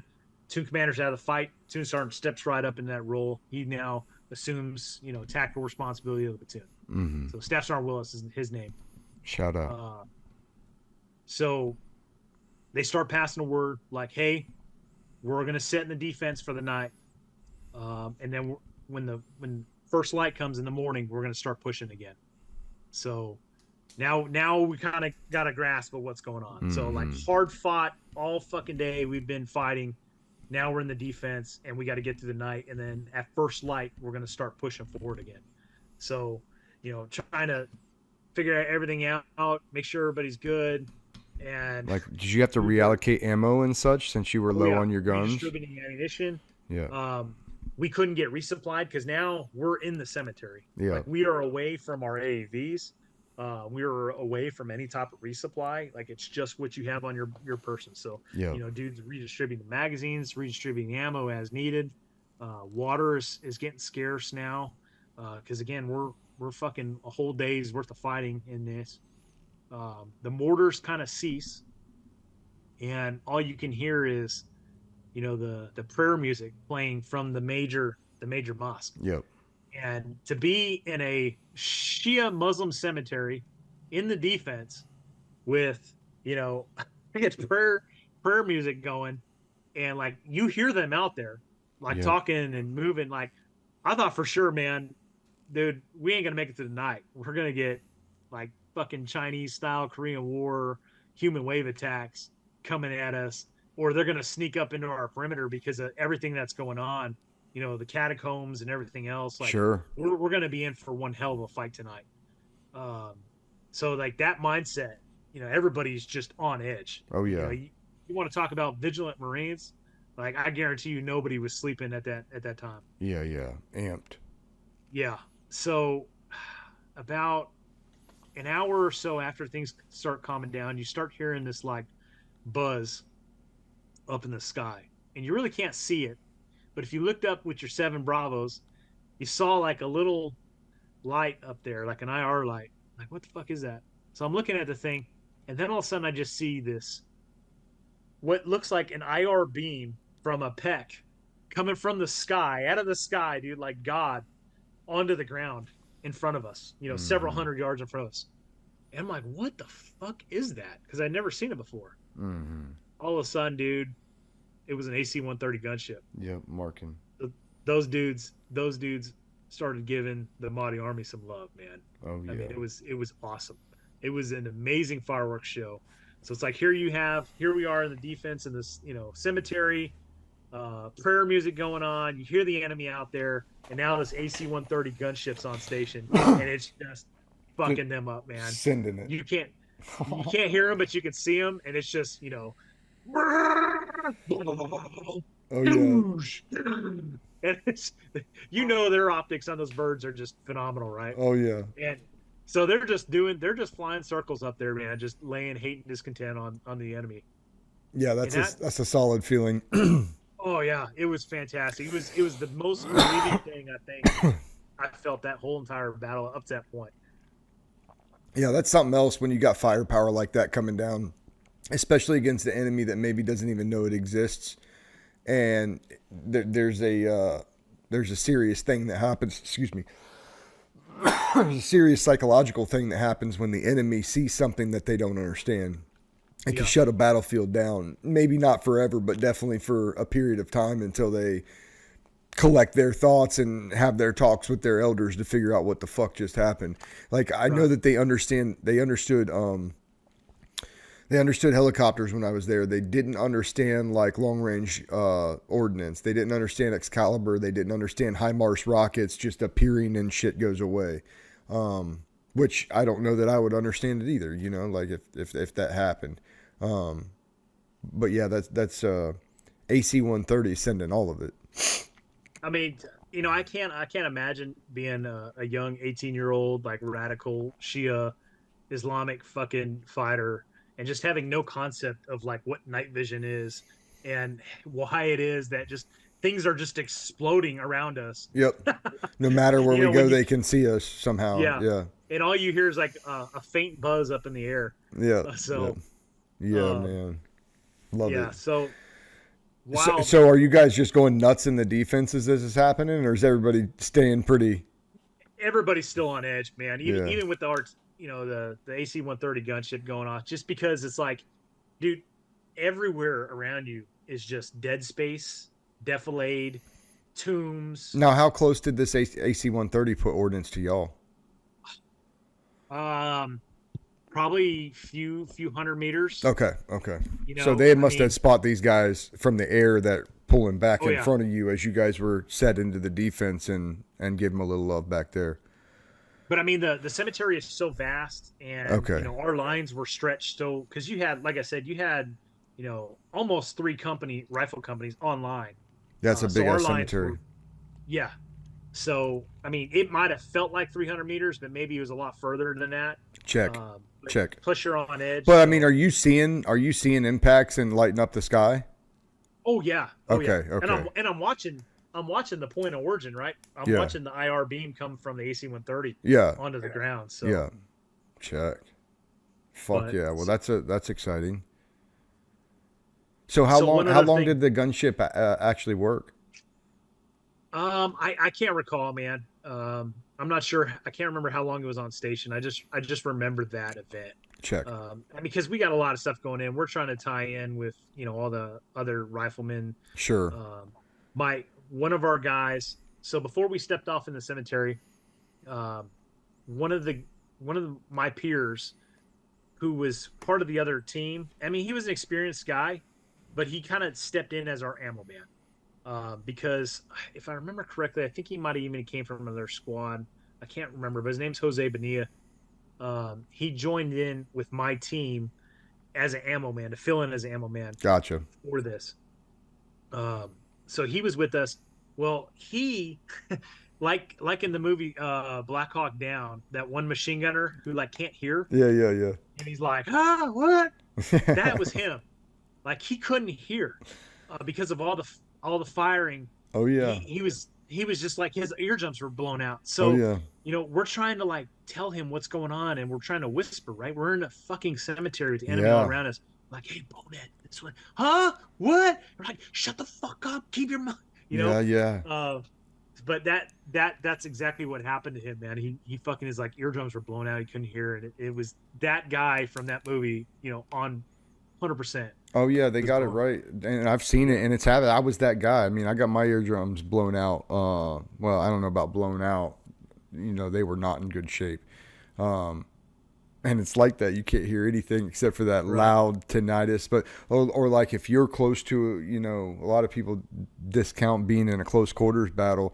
If you're in a house, that hurts. Especially when there flashbangs or grenades going off, that hurts. Or if you're just a little bit too far in front of your buddies who's beside you's muzzle brake, and he lets that go, like it's not just that pop from the rifle range of the dude beside you. It's like a painful, searing pain that goes through your eardrum.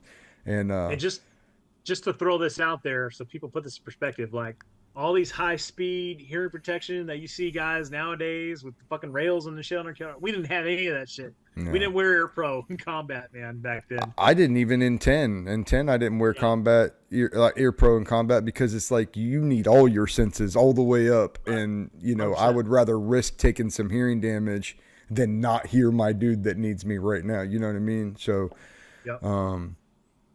yeah, I mean, I think now a lot of the Pelcons and the Quiet Pros and some of the stuff they may have is a bit better, but in the generation and era of 3M, we weren't killing it as far as that was concerned. So it's funny is I laugh every time I see that commercial. It's like, where you issued these 3M earplugs? I was like, yeah, dude, they're speaking directly to me, and I'm like, I ain't fucking getting involved in this shit. Dude, 100% not. It's funny. I just had this conversation today with a couple of fellas that I served with, and it's like, One of them really did wear the ear pro, got blown up. His shit's bad. And I'm like, dude, more power to you. Yeah. He's like, yeah, well, what about you? Like, you got serious problems with your brain and everything else in your ears. And I was like, yeah, but I never wore them. So I can't even justify the fact that they gave me flawed ones because I didn't even wear their flawed ones to be able to even feel like I am part of that group. So I definitely kind of give a chuckle when I see it too. Like, well, yeah, I didn't even wear them. This is on me. So, okay, so let's get to morning. So morning light comes and the push continues. And this is kind of why you were prefacing this story with you were not going out there for anything other than a quick react. Yep. But maybe that's the lesson, you know, that gold lining in the story for the young guys is just like Black Hawk Down. I mean, this isn't like we haven't seen this before. We have done this before. Not, you know, in different campaigns we've done this. And Murphy's a motherfucker. So the second that you think you got everything figured out and it's just going to be a quick mission, it's not. And so don't ever treat it like that unless you have to. So, yeah, the best way I can put it in perspective for people to understand is like imagine the movie Black Hawk Down and the Rangers got inserted on top of where the Black Hawk is, set up a defensive position around it, and then after fighting all day, they get online and start assaulting the city against all the insurgents there. Yeah, and there's one piece of, like, we're better than everybody else, and we should know that, and we should act like that. However, like, if you're the Mahdi army and you didn't know how big of a bite you were going to chew off, and then you fought all day, and then all of a sudden these bastards get online and just start coming right at you, like, that's where the slogans and the names come from. You know what I mean? And it sucks if you're the one there in the trenches doing it because it's like, oh my God, I'm so smoked. But the psyche that plays on the enemy is just as profound and loud or bass as it was for you sitting there like, oh my God, like, yeah, I know, but what are they going to think? Right. Yeah. And now, I mean, like this was their safe haven, right? Like they were under the assumption that we would not step foot in the cemetery because that's how business was conducted before. Sure. But here we are now, we're pushing into their freaking domicile, man. We're closing in on their area. So there had to be an element of like, oh, fuck, associated with that. 100%. Plus they're seeing a lot more of us now that, you know, the rest of the battalion's there. So first light comes, we step off, you know, same manner as, you know, how we first stepped off into the cemetery. We're online, we're pushing forward. And now it's light, right? Like it's 100%, the sun's rising. So it's like we're seeing a lot more, right? Because when we first stepped off, sun was going down. Dude, I'm starting to see freaking mortars with like wires strung up to them. Like I had to walk right past this freaking mortar with a wire strung. I was like, oh fuck! I hope somebody doesn't set that sucker off. Oh yeah. Now we have there's a main road that kind of runs through. You know, I use the term road loosely because it's not that wide, but it was wide enough for an Abrams to get on it. Okay. So an Abrams is pushing up with us now. So we got tank support. So, and I can't tell you guys enough, like as an infantryman, having a tank moving and closing with on the enemy with us, it gives you a feeling of like just greatness. Like right? invincibility. Like, yeah, like just a calming reassurance, right? And I'm sure the tanker feels the exact same way because tankers, there's nothing they hate more than operating without infantry dismounts, you know, protecting them. For sure.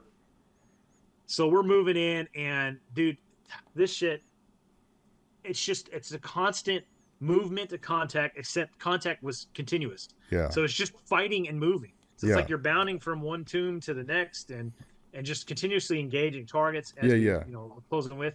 I'm fucking just off to my left is like this wall, and all of a sudden I see the wall start collapsing, and an Abrams had backed up into the wall. So it's like the back half of it looked like something in a fucking movie.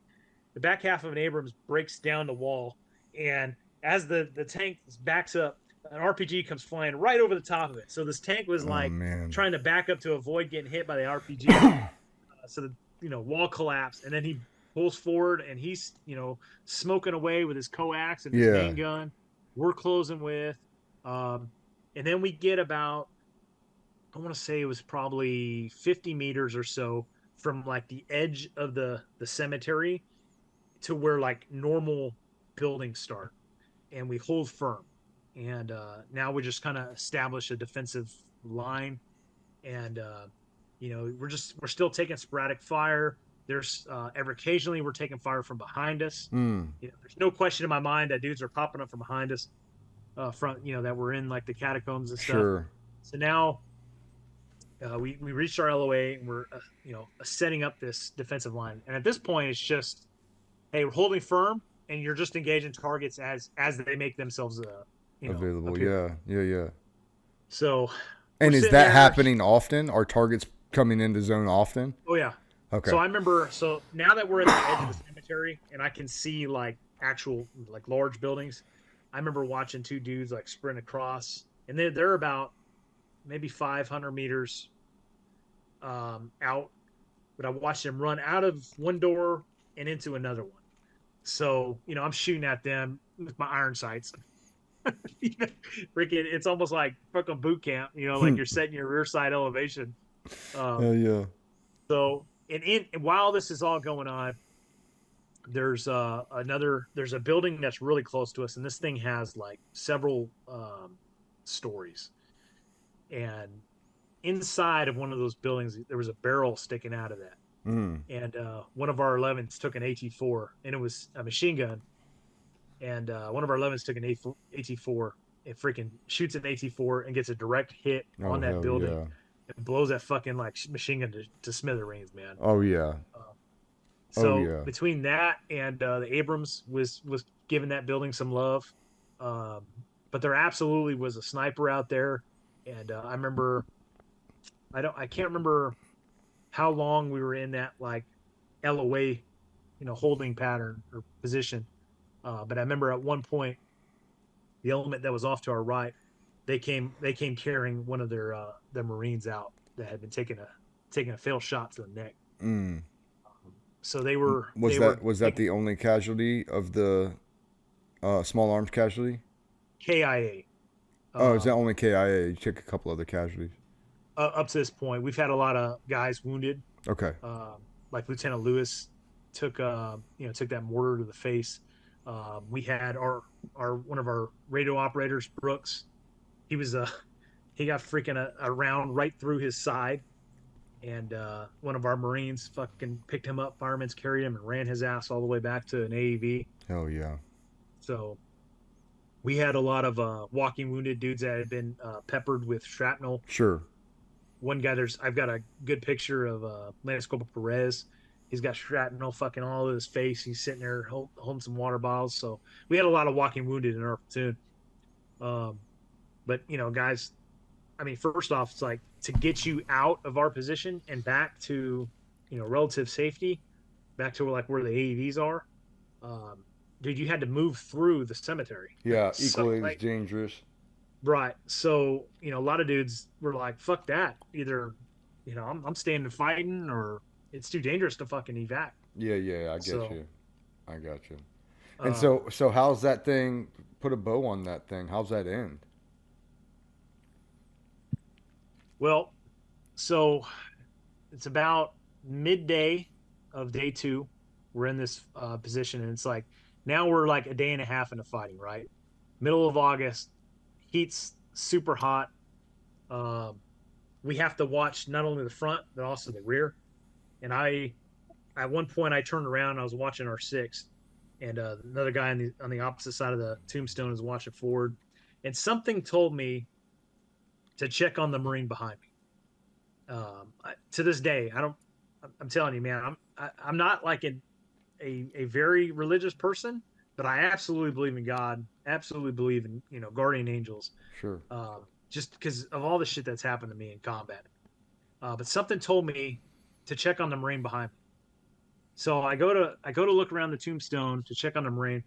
And when I peek my head around the tombstone and check on him, 30 yards in front of us is a freaking 2-man RPG team.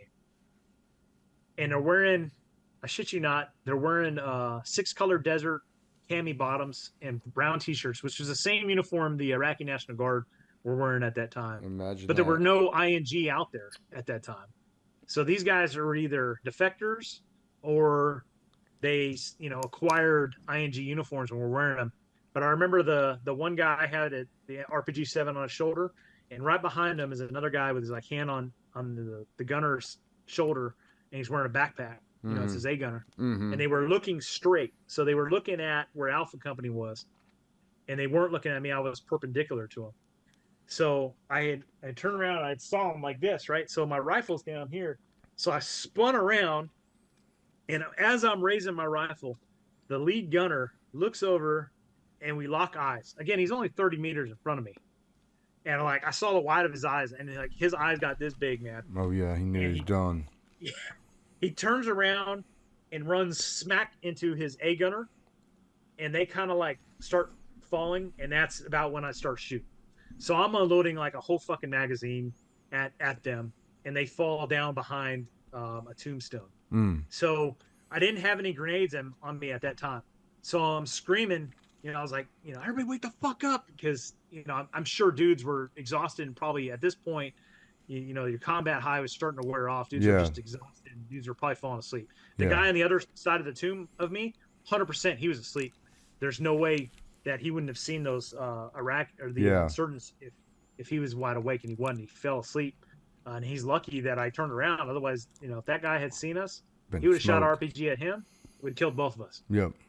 So I said, I yelled out, I just dumped the magazine. Everybody's on high alert. People are shooting. I'm like, anybody got any grenades? So one of the fucking guys tosses me a grenade. I throw a first grenade over where they were. It explodes. Somebody throws me another one. So I throw a fucking another grenade over there.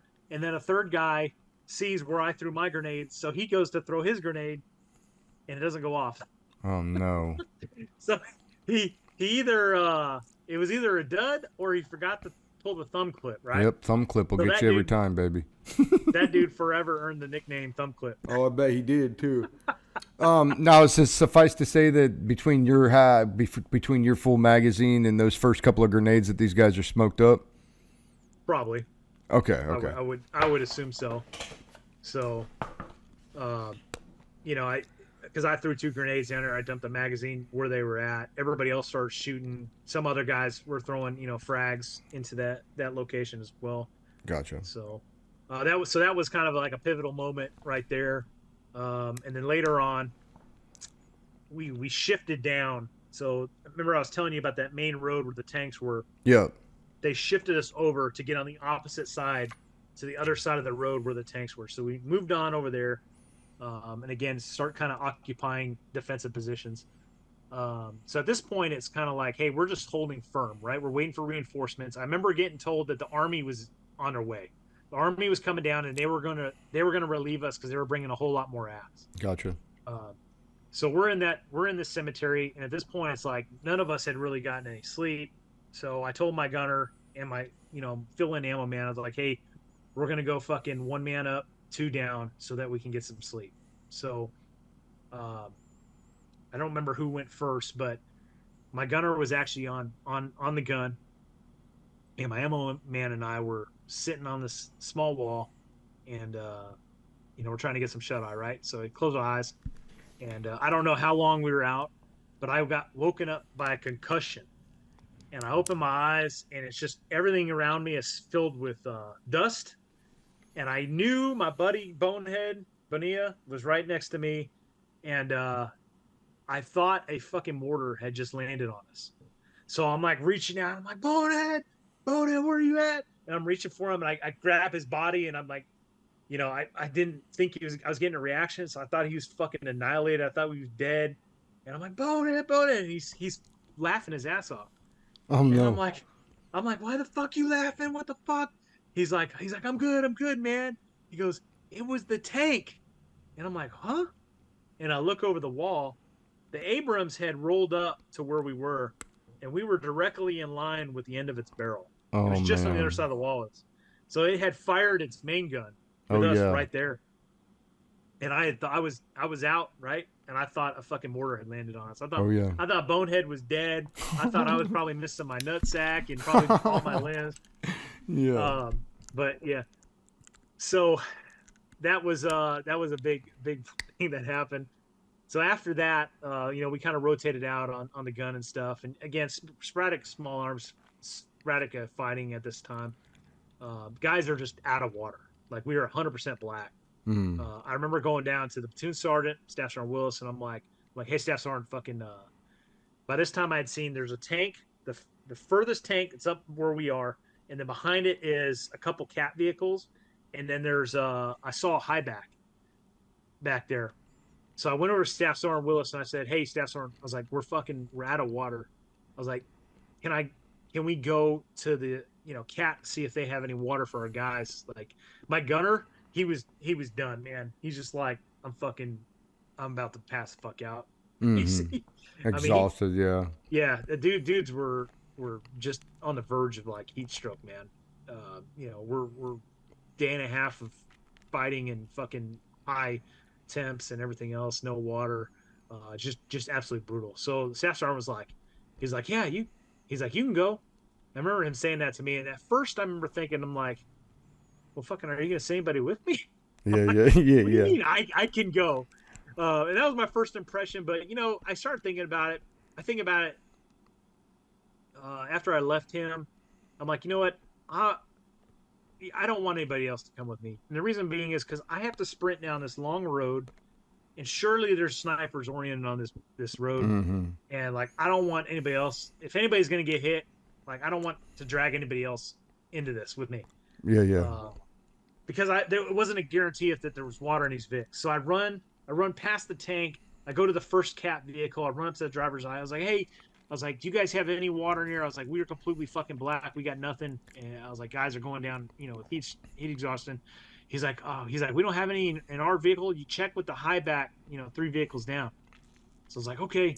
So I fucking run down to the high back, and I was doing zigzags, right? You guys see Generation Kill fucking zigzags? Oh yeah. Because when I was a kid, there's a first-person shooter called Delta Force. And I played that when I was in high school. And you had to run zigzags, and when you were in the open, otherwise you get smoked, right? Yeah. So that's what I was thinking. Not run straight line. I'm gonna run zigzags because, I don't want to give an easy target to whoever's fucking shooting at me. Yeah. So I ran zigzags to the vehicles. So anyways, I make it to the high back, and I get there, and I'm like, hey, you guys have any water? We got fucking nothing. We've been out here for almost 2 days, and they're like, yeah, we got some. And I was like, awesome. And I can't possibly carry enough to, resupply the whole platoon. I was like, is there any way we can drive it up there? He's like, I can take you as far as the furthest cat vehicle. I was like, that's fine. So I jump in the back of the high back, and as soon as I fucking get back up there, man, an RPG gets shot at our truck. And I shit you not, this shit goes right over the top of my head. So I know he was shooting at the truck as soon as I jumped into it. So I get in the truck, and the up guns on the cat start engaging wherever that RPG came from.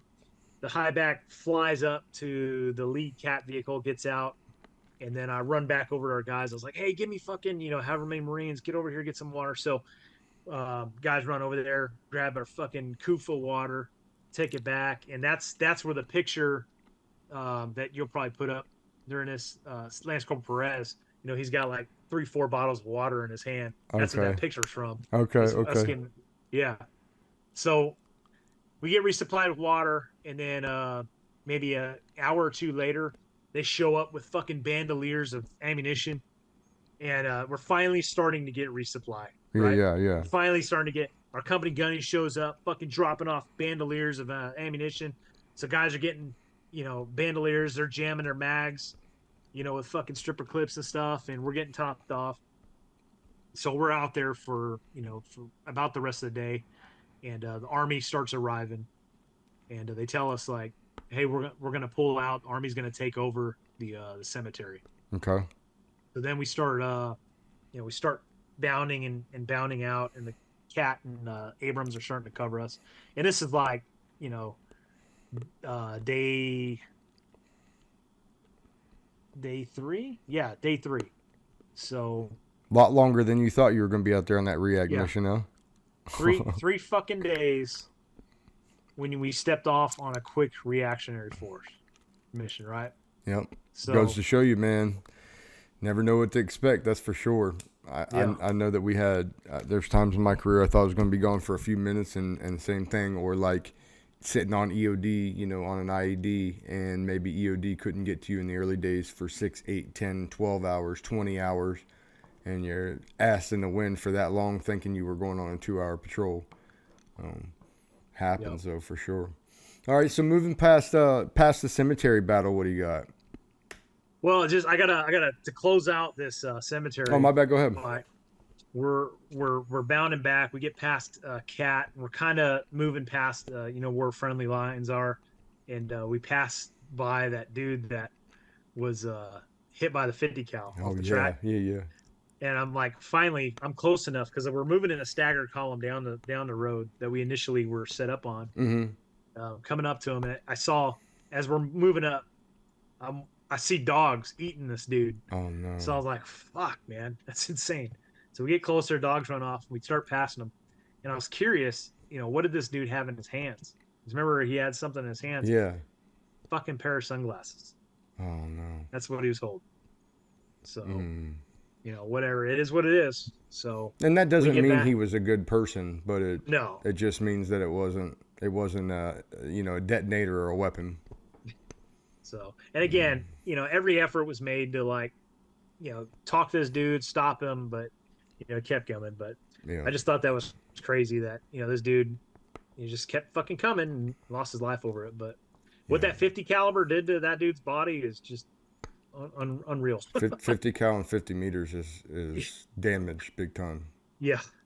So, but we get back in the tracks, and they take us back to Bob Hotel. And I remember getting there, and we walk into the chow hall because we're starving, right? We've been fighting for fucking 3 days and exhausted, and low water and stuff, and we're dirty and shit. And fucking one of the chow hall Marines was like, "Hey, you guys need to clean up before you come in here." And then Gunnery Sergeant Collins comes in the chow hall and he's like, "These fucking Marines are gonna eat. Shut the fuck up." So our guys came in dirty, really dirty. Oh yeah. And just they ate, to say the least. Yeah, man. That's sometimes people get too far removed from what people are doing on the ground to have that common decency or that respect for what they're doing versus other jobs. I've seen that in the past as well.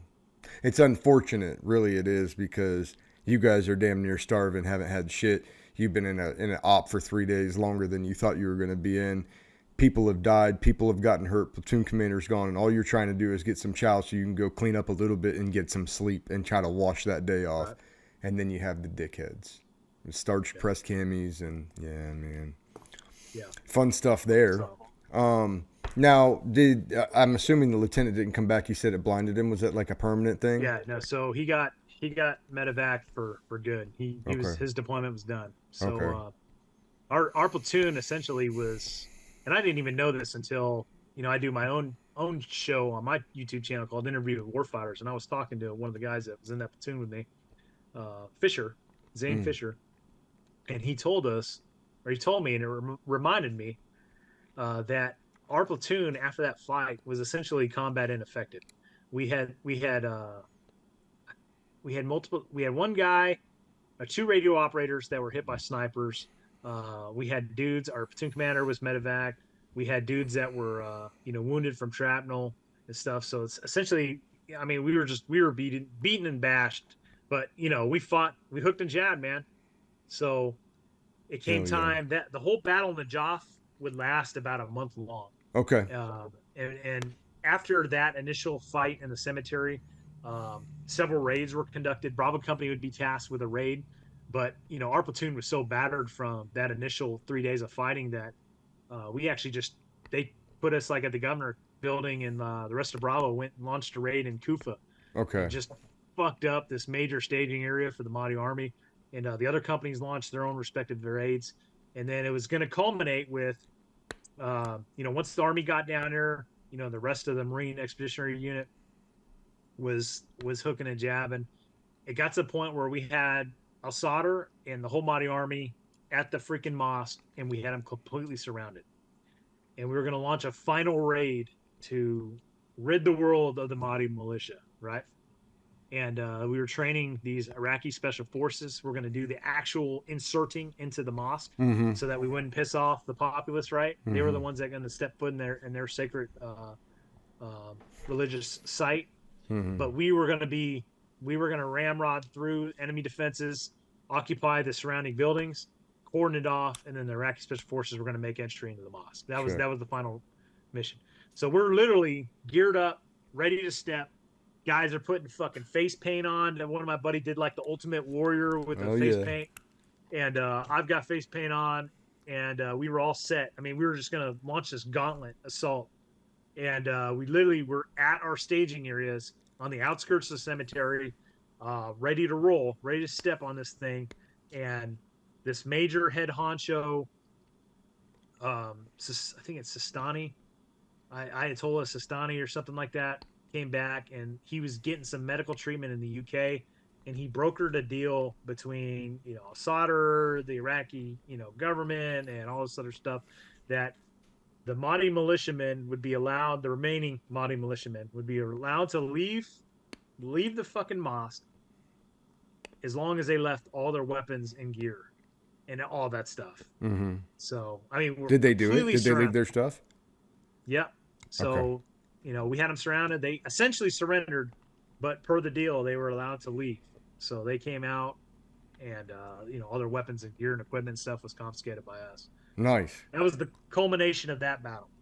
After I mean, that's a great ending to a month-long shit show. You got the people. I mean, you would probably like to kill them, no doubt about it. You'd like to put them down, but at the end of the day, if they're shamed and, as long as they don't come back and fight you again, hopefully.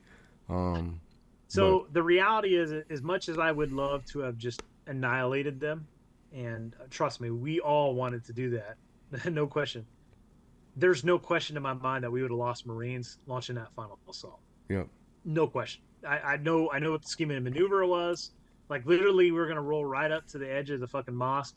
One of our assault men was going to get off and shoot a fucking small rocket into the entryway of the mosque, right? And then we were going to occupy the buildings immediately adjacent to it, and then the Iraqi special forces were going to make entry. Check. Like, it was going to be a bloodbath. Mm-hmm. So we no question in my mind we would have lost Marines.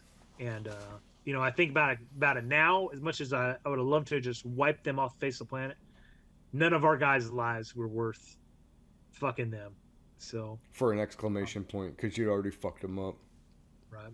Yeah. And I do want to point out, during the course of this battle, and this was after the initial 3 days, one of our Marines, Sergeant Harvey Parkinson, he was killed in the cemetery operations. So our company, Bravo Company, the other platoons, they would end up going in the cemetery later on after those initial 3 days. And that's where he ended up falling at.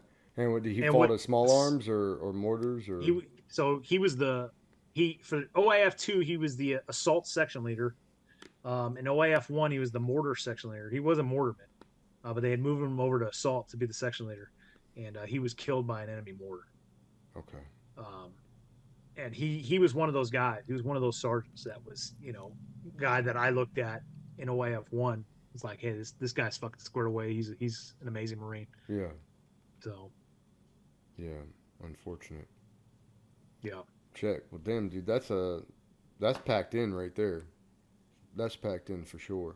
Now, does the rest of the deployment, at least on that deployment, does that deployment continue to be high tempo operations? Yes. So shortly after the Battle of Najaf, the second offensive of Fallujah was getting planned and was in the works. Like shaping operations were taking place. So they had contacted us, and they were like, "Hey, we want Bravo Company 1-4 to move up to Abu Ghraib prison, yes, the famous Abu Ghraib prison, and relieve a rifle company from 3-1, so that they can go stage at Camp Fallujah because they're going to take part in the offensive." Yep. So we went up there. We ripped with them, took over their battle space, and their battle space was fucking awesome. So they lived in the prison. There was like a section of the prison because it was an army ran prison, Yeah. but there was a section that was that the Marine Rifle Company lived in. So we moved in there. I mean, my Marines were living in drunk tanks.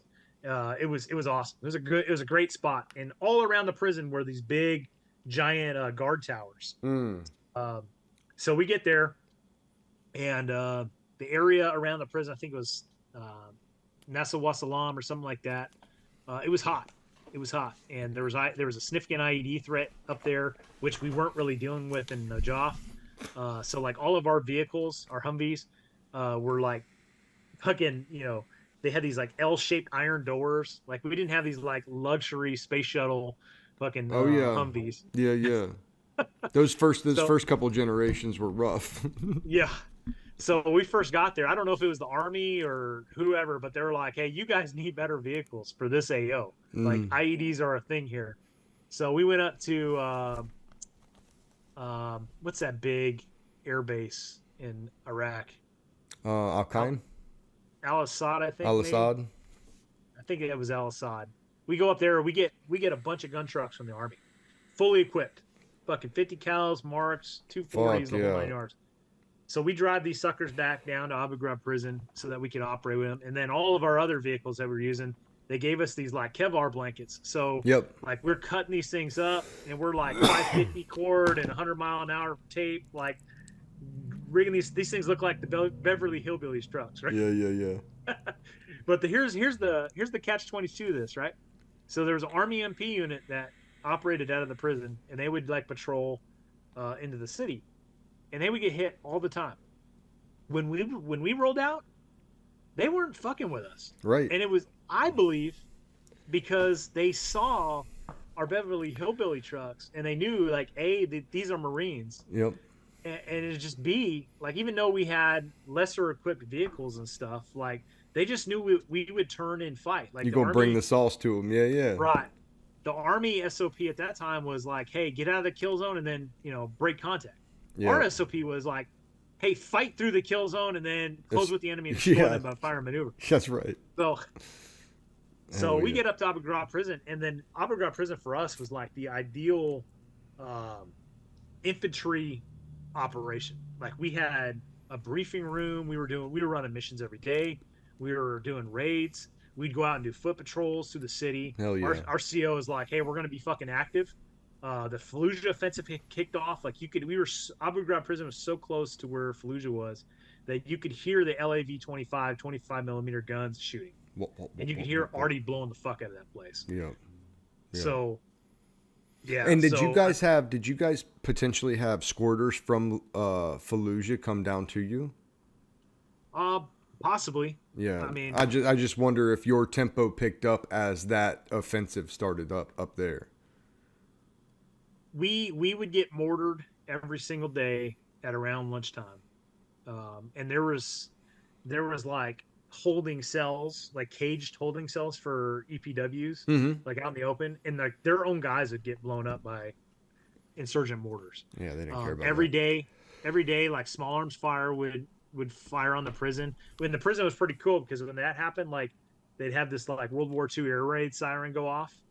And I remember one time my gunner and I was like, hey, let's go to the tower. So we crawl up in this tower, and I get up there and I like peek over the edge, and just it's like, and like I'm looking over the edge, and all I can see is just the city, right? And it's like, where's the fire come from? I don't fucking know. Yeah, man. But the towers were just unloading. We would do foot patrols into the city on the outskirts of the prison, and like the walls would just be covered in impacts. Now, were they probing you up that close? Would people? Oh fuck, dude. Yeah. Yes, there was a VBED attack on the prison at one point, and one of the devil dogs up in the towers, not one of ours. I think it was a reserve artillery unit that became a provisional rifle company. They were doing the security at the prison, and one of these guys, man, fucking took out a VBED driver, and I remember driving past him and looking. He's like hunched over the cab of the fucking car. Oh yeah. And Cat went out there, shot a toe, and that sucker blew up like a football field size crater. Oh It wow. was just loaded down with 155. Yeah. Yep. I've got Yep. a picture of Would me have been holding like bad. a piece of shrapnel. Hell So, yeah. Well, that gunner, whoever that gunner was that killed him, ought to feel good because that would have rocked that prison. oh yeah.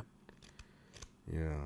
Well, so that's what's crazy is I think about all the amazing stuff that happened in the early days of GWAT. I mean, just the entirety of the GWAT, really. Mm-mm. And you think about like how few like medals of honor have been awarded and like Navy crosses and stuff like real significant, really high up, meritorious type medals for valor. Um, and it's just like me personally, like I don't think the Marine Corps has done a good job of recognizing more Marines. Why do you think that is? I think if you look at our lower awards, like so a Navy and Marine Corps Achievement Medal, right? As an infantry Marine, if you get a Navy and Marine Corps Achievement Medal, like it's a big fucking deal. Yep. Yep. It's a big deal. But you go to the Army, man, all of their guys, like when they leave their deployment, like they get the ARCOMs, the Army Commendation Medal, the equivalent to a Navy com, like Yep. a step above a NAM.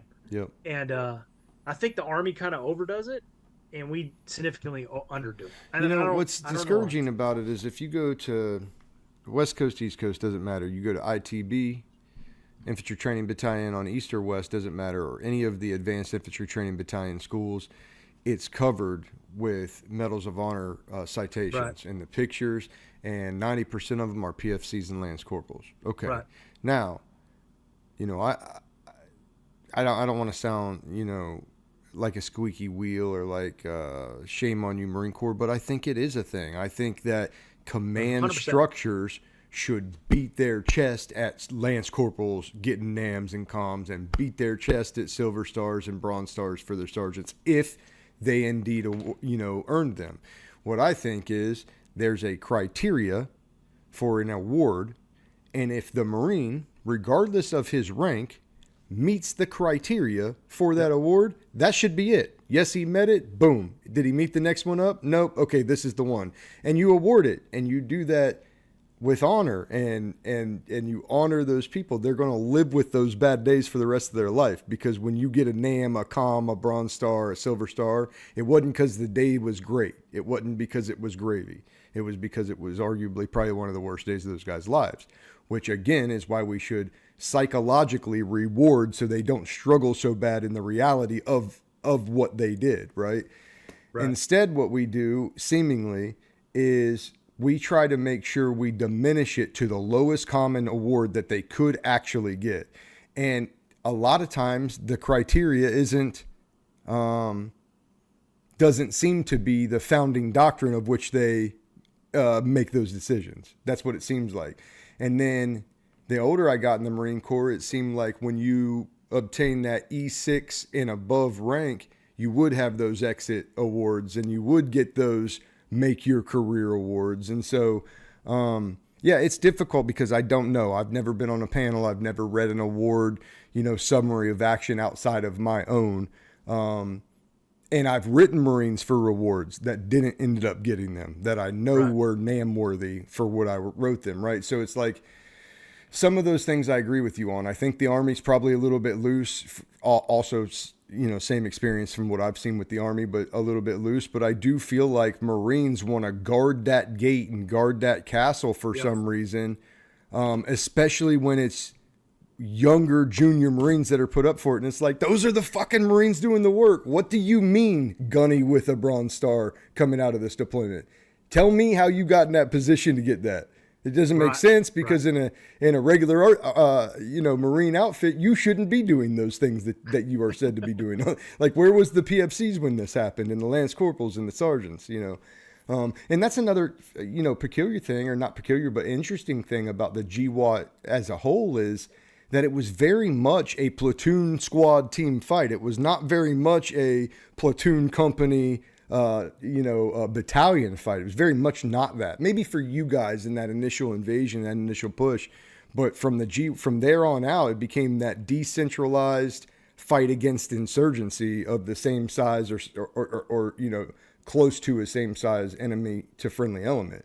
And again, maybe that's why awards got jacked up for us too, though, is before you're talking about, this is under the observation of a commanding officer, of company CO, of, maybe even a battalion CO that was on the ground with these guys maneuvering troops.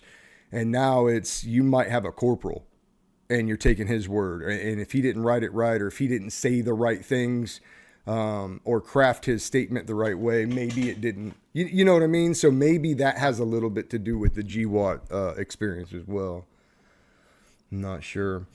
In the interest of time, I want to move forward because I want to make sure that we get this all this time. Let's push forward from there. I know we're a couple months in at that point. Is that where we're at?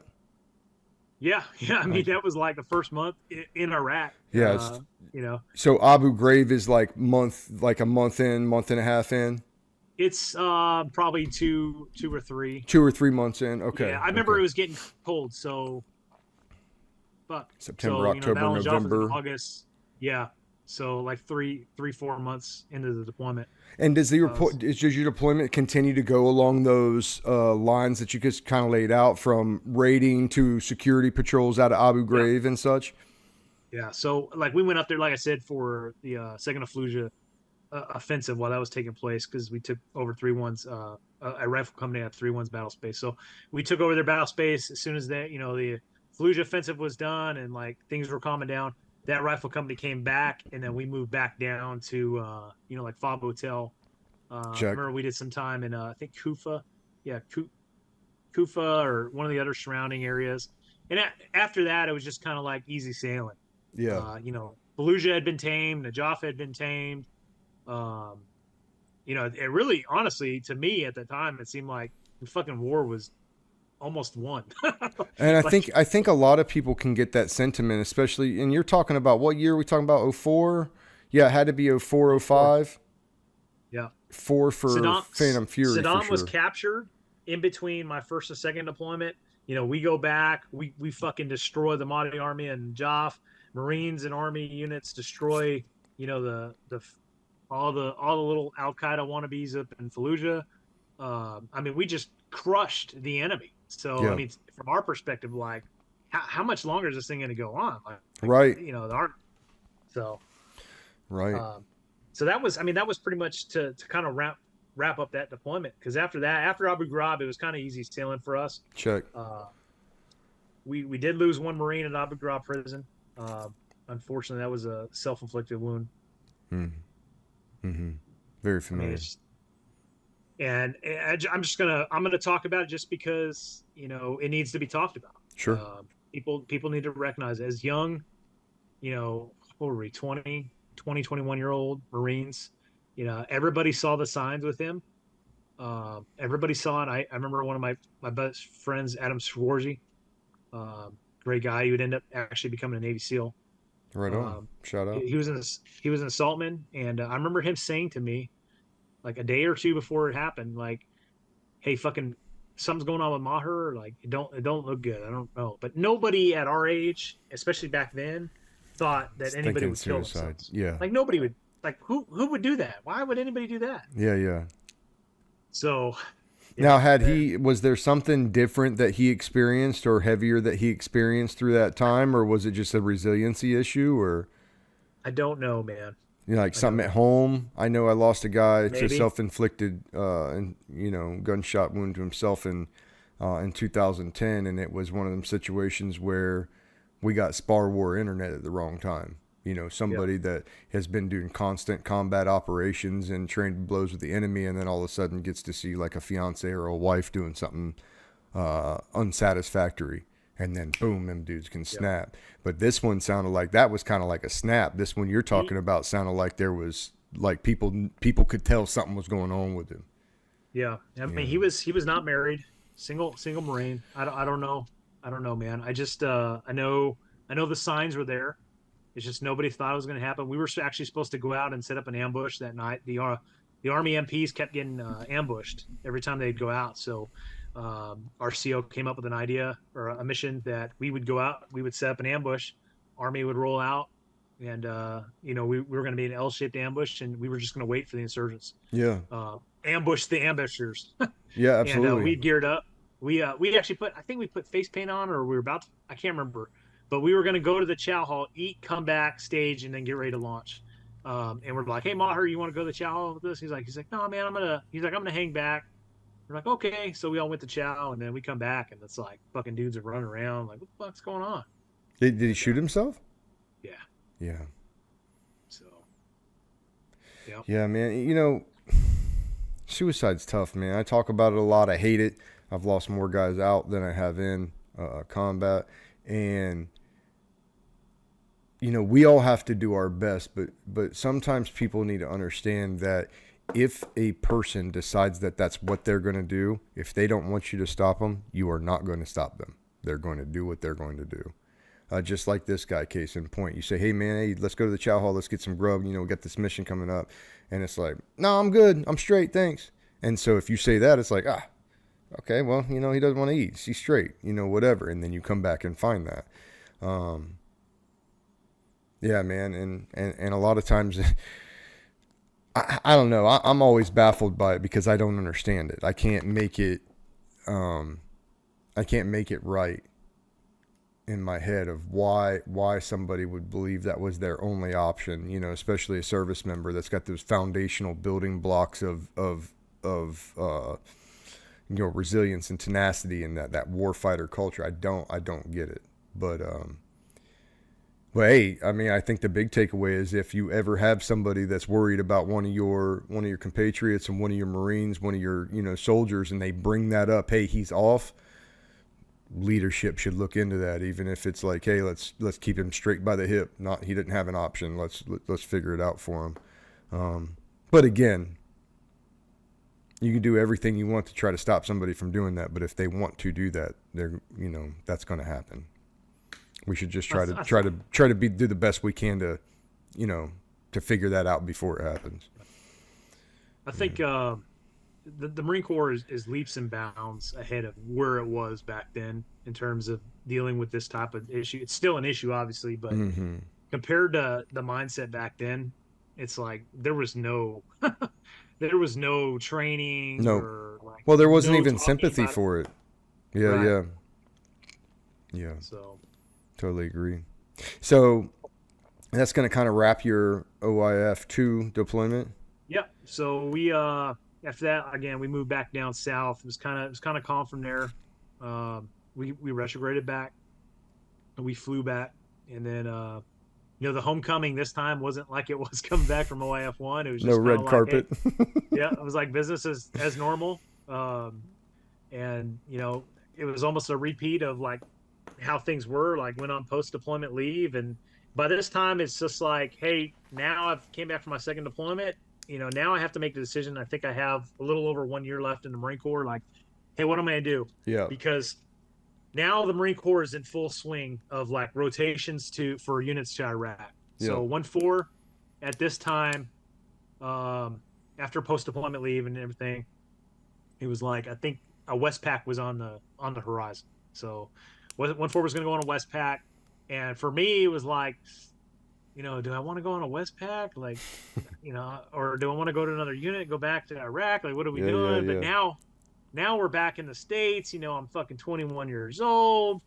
You know, we've been fucking fighting for the last 2 years. Like, we were just going to go get some beer and some pussy, right? That's right. That's right. So my buddy and I, now that I'm 21, I go to the bars, and my buddy and I are going out to get some drinks, and you know, we're talking to women. It's like, oh, this is the greatest thing ever. You know, we've been bribed with this our whole time.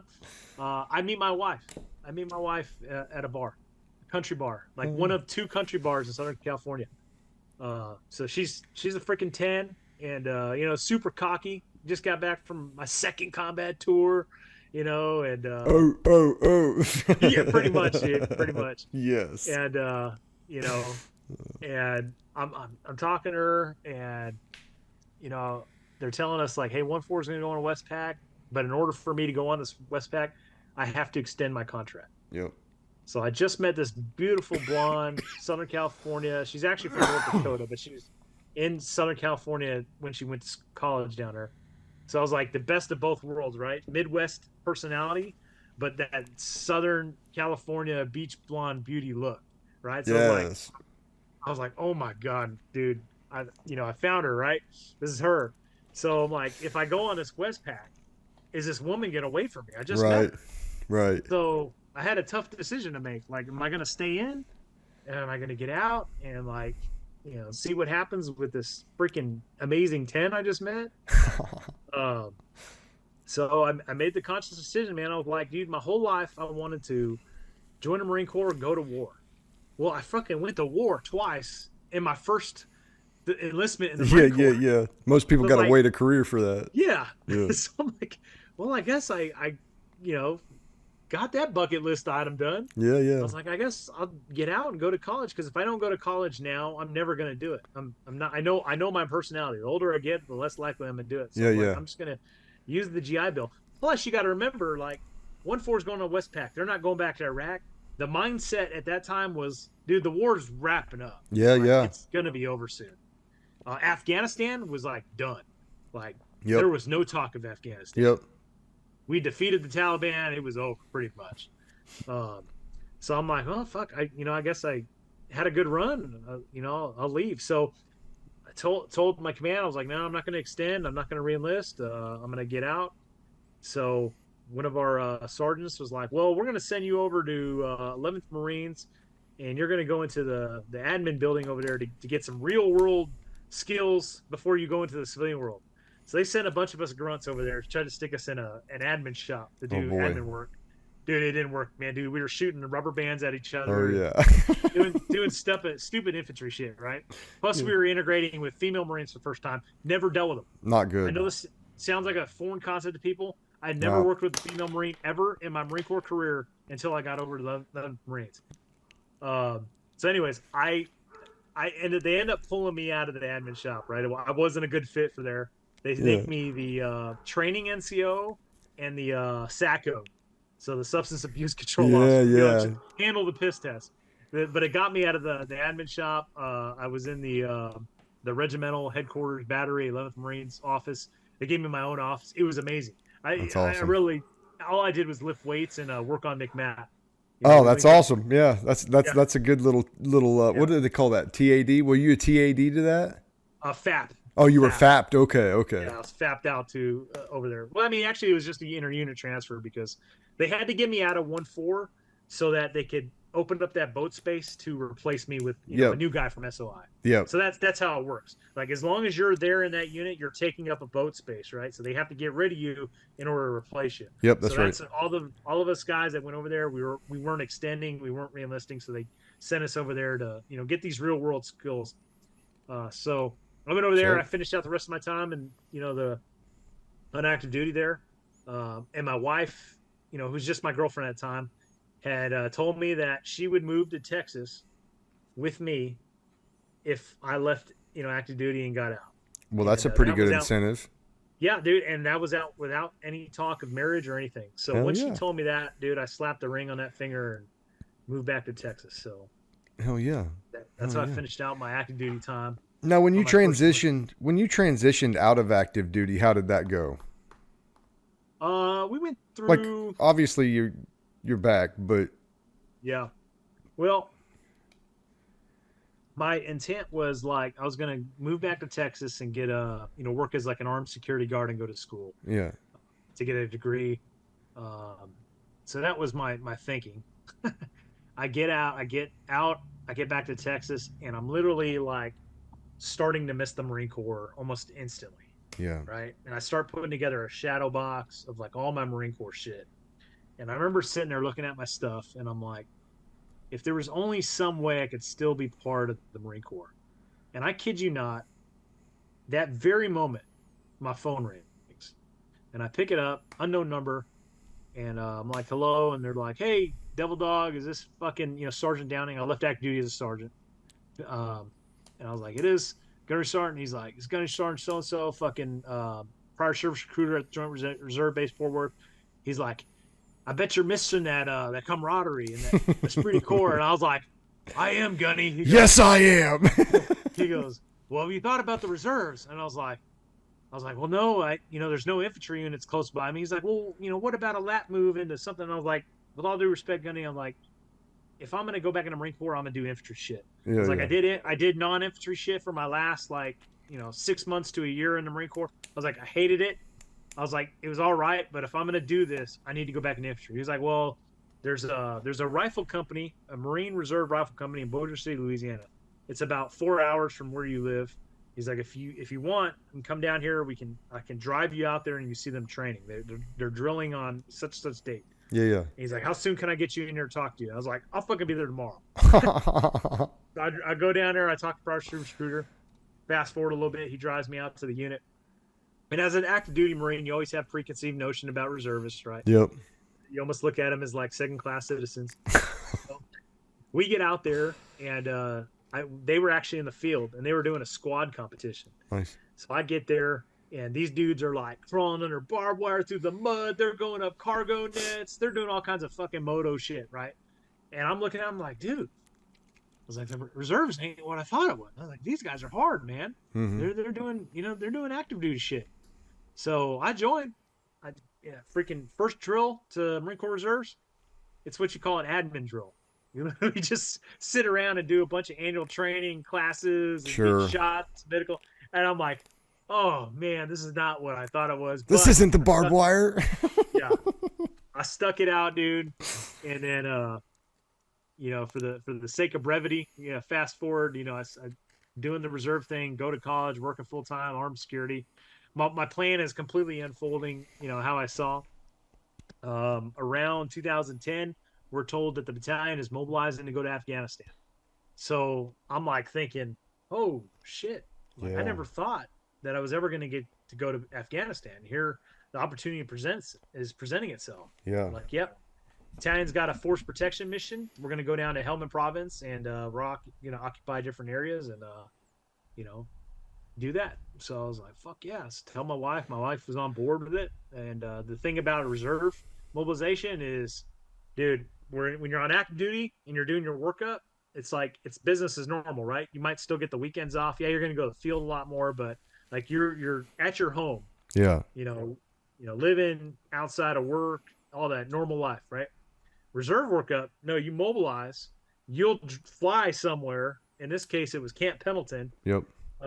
And you're essentially on orders for a year. Yeah. So, like you do your whole workup on active duty. Yep. You're away from your family, so your deployment is like almost a year long, as opposed to like active duty deployment that's like you do your workup And then you 6, do like 7 a 6 months. month pump. Yeah. So, but we did our workup mostly at Camp Pendleton, which was weird because they had Mojave Viper going on, which is you think about the workup we did when I was on with 1-4 during 2004. We did a MUSOC qual and all sort of stuff. Now they have dedicated workup cycles at 29 Palms for Marine units going to like Iraq or Afghanistan. Yeah, Mojave Viper. Yeah, but we didn't do any of that, man. We went to Camp Pendleton, and because we were getting a security mission, like we weren't supposed to be, taking fucking Marja or anything. Like we were supposed to be, setting up force protection at like Dwyer and Leatherneck, stuff like that, right? So we do all of our, workup training at Camp Pendleton. We deploy. Let's see, I wrote this down. We were at Camp Pendleton December of 2010. Is when we mobilized. Left in January of 2011. So February and March 2011 is when I got in country. So when we get there, our company, Bravo Company 123, we're tasked with providing security all the way up. I think it was called Route Red. It's from Camp Dwyer, which is kind of like a bigger forward, kind of like a super grunt base. Like there was an airfield. You could land kilos there, and I think C-130s. And then from there was patrol bases all the way up Route Red into Marja. Yep. And then in Marja there was a district center. So we had one platoon at the Marja district center, and then one platoon, actually two platoons. Weapons platoon became its own like rifle platoon. They had a patrol base. Another platoon had a patrol base, and then my platoon had one patrol base, and then I had to keep Marines also at Dwyer for aerial interdiction. And I'll explain that here in a second. So I had to divide my platoon up. I was a second platoon. I was platoon sergeant. had to divide up my platoon into 2 sections. I kept one section at the patrol base, and they had some A&A with them. Mm-hmm. So it wasn't like they were undermanned. It's just like they had to split responsibilities with the A&A and them.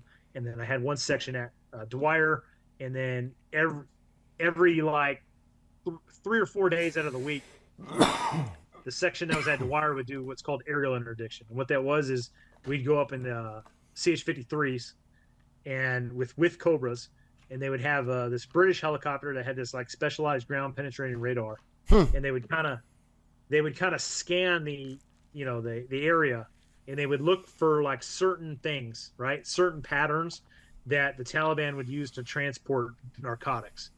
And when they found something that matched that, like whatever it was they were doing that matched that like MO, we would go interdict them. So the Cobra would go, it would essentially find these vehicles driving out in the middle of the nowhere and fly right in front of them, stop them, and then our 53s would land, and we would get off, go, pull everybody out of the vehicles, search them, That is such a dope ass mission.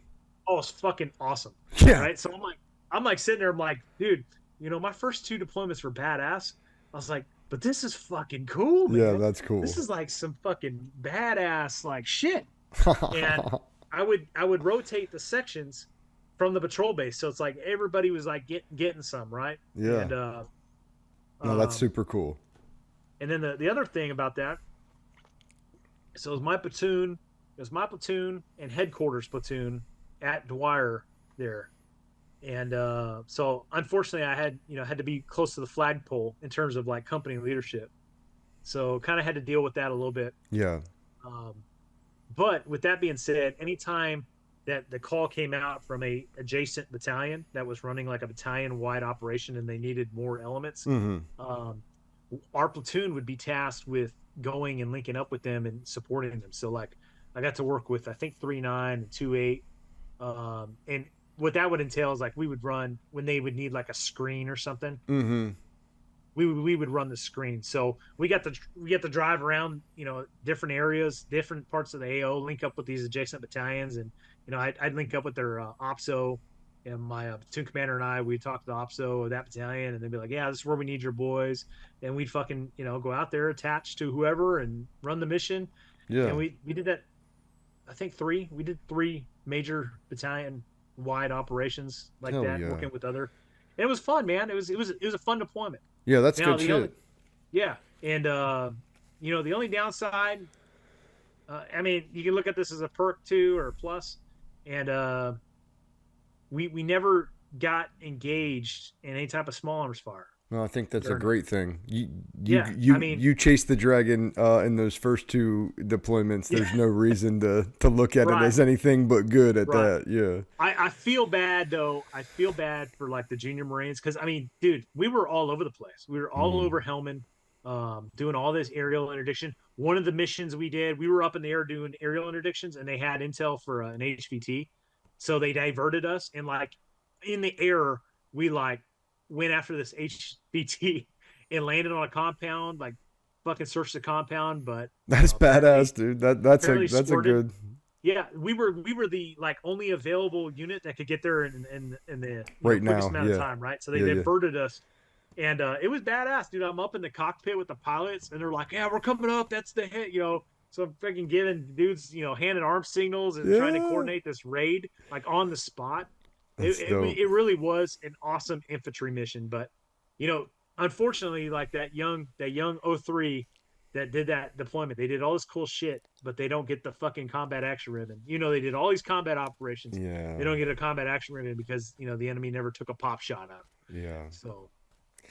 Hey, I don't give a shit who you are, whether you got a car or not. Doing aerial interdiction of vehicles and HVTs and drug dealers is a pretty cool gig. I mean, and if you did it so well to the point where nobody even tried to fire at you, then you were doing it well, is what I would take from that. That's cool. It really was a fun mission, man. And, the contrast of what, how my deployment in Iraq went. Like when I showed up in Afghanistan, I had 12 freaking magazines on me, 2 M67 fragmentation grenades, and then at one point I even had, that's the thing about the reserves is like you can pull strings, right? So I was a staff sergeant on that deployment. Yeah. So I wanted an M4 with an M203. Hell yeah. Like nowhere in the Marine Corps, like as a staff NCO, as a platoon sergeant, are you going to get that? No, no. But when you're a reservist, You can you get can go like, that. hey, brother, hook it up, man. Yeah, And yeah. like, yeah, no problem, staff sergeant, I got you. Yeah, man. No, I that's do want dope. to, before I close out the Afghan deployment, I do want to say this though, like deploying with the reserve unit. And again, I've got the experience of 2 active duty units, and then I got this reserve unit deployment, and I can tell you 100% that my Marines, after doing a workup and deploying, were on par, if not better, than most of their active duty counterparts. And that gets validated every time. I've gone to range 400, 29 Palms, and the coyotes like are watching our platoons and stuff, and like they'll tell us like, hey, you guys are doing this just as good, if not better, in some active duty units. So if you are an active duty guy and like you are the kind of guy, and I was that young Marine that was like, fucking reservist, fuck you, blah blah blah. Yeah. Dude, I'm telling you, there's benefits to reserves. A reservist's contract, actually drilling is 6 years, so you have guys that are in there longer. I had Marines at patrol bases, that were turning wrenches, grunts that were turning wrenches on gun trucks and fixing them on their own because they're mechanics back in the civilian side of the house. Yeah. Yep. Right? No, there's So a lot of good fruit that they bring to bear from the civilian world and from those different occupations that they hold in their regular life, and I think that gets overlooked and kind of shadowed a little bit, especially by that Marine active duty jarhead. I actually deployed when I did my early Iraq deployment. I deployed over there with some reserve army guys, and they were part of a police interdiction team or pit team. Police. They were the ones that trained like the Iraqi police, and got their books right and got their like logistics and stuff right. But we got into a couple of Harrier situations with those guys on a couple of different patrols where they needed inserted and security for like a cop that was way out there or a police station that was way out there.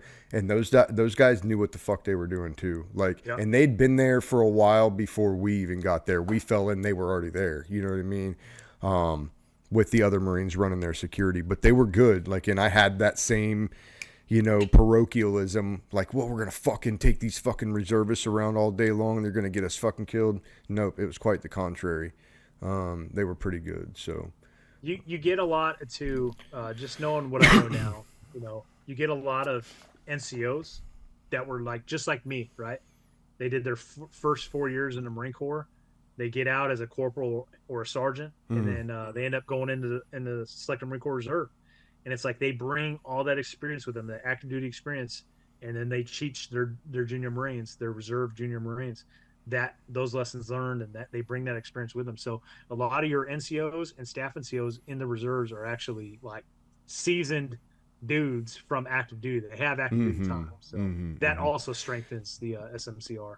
And I think that in your situation, specifically, you're not just bringing, hey, I was active duty experience. You're bringing real world, multiple combat tours, multiple engagements to bear. And like we talked about kind of in that last episode with you, once you met that dragon, that training takes on a whole new thing. So you take that kind of person and then put them into a role where their primary role is to train infantry reservists. Yeah, man, those guys are going to get trained, and it sucks, but probably trained much better than somebody who hadn't had on the ground experience and knew the consequences to lack of training.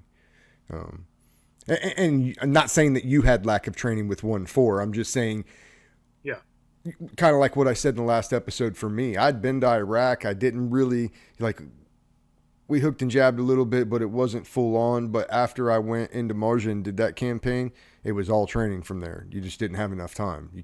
There wasn't enough time to train them to be good enough, was how my mind worked.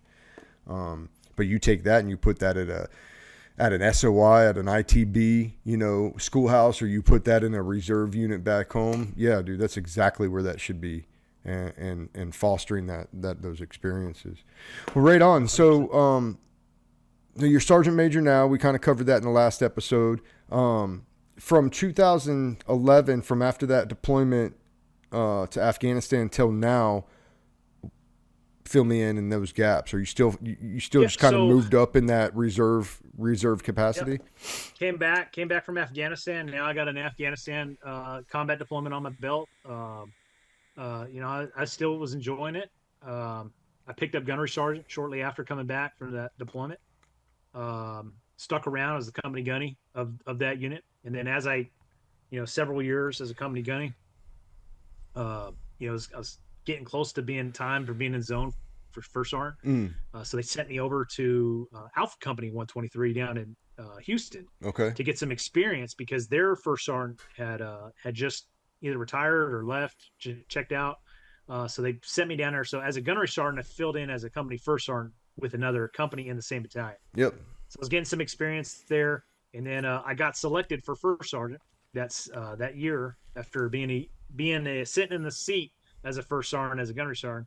I got selected for First Sergeant, and my first tour ended up back at Bravo 123, which is unusual, right? So it probably wouldn't have been if you weren't over there to get some experience, right? Yeah. So it's actually funny because the guy, the sergeant major who puts everything together, right? He's the one that puts people in places. He calls me, and you got to fill out a wish list, right? Like what units you want. And I had put Bravo 123 as my top choice. Right? Yeah.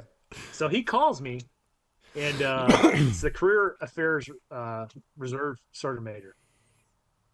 He calls me. He's like, hey, he's like, Bravo 123 is open. He's like, see, you're interested? And I'm like, I knew that it's not common for a First Sergeant to go or be the First Sergeant at his current unit, right? Yeah. Usually they want to take you out of your element and send you off somebody you knew, because they don't want, people knowing you that grew up with you to be around. They want you to develop somewhere else.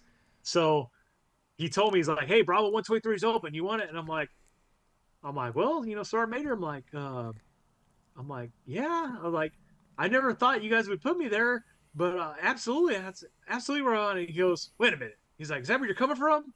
I was like, yeah, it is. He goes, fuck that. That goes against everything I believe in. He's like, you're not going there.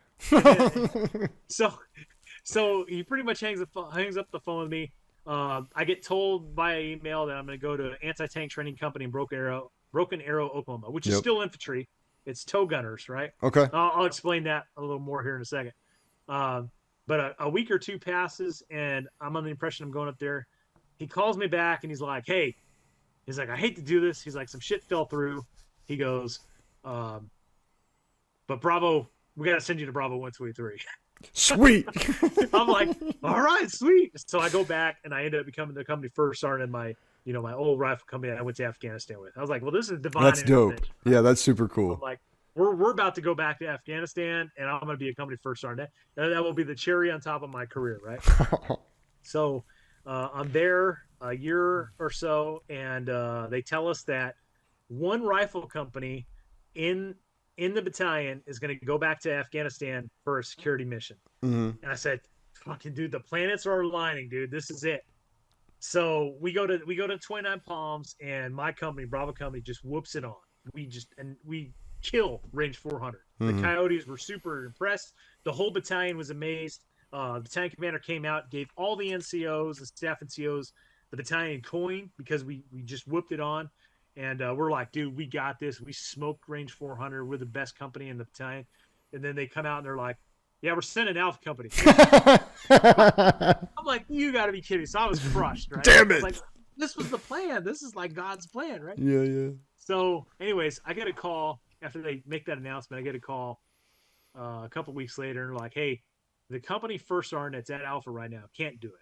He's like, his life isn't going to support an Afghan deployment. He's like, word on the block is First Sergeant Downing, you want to go?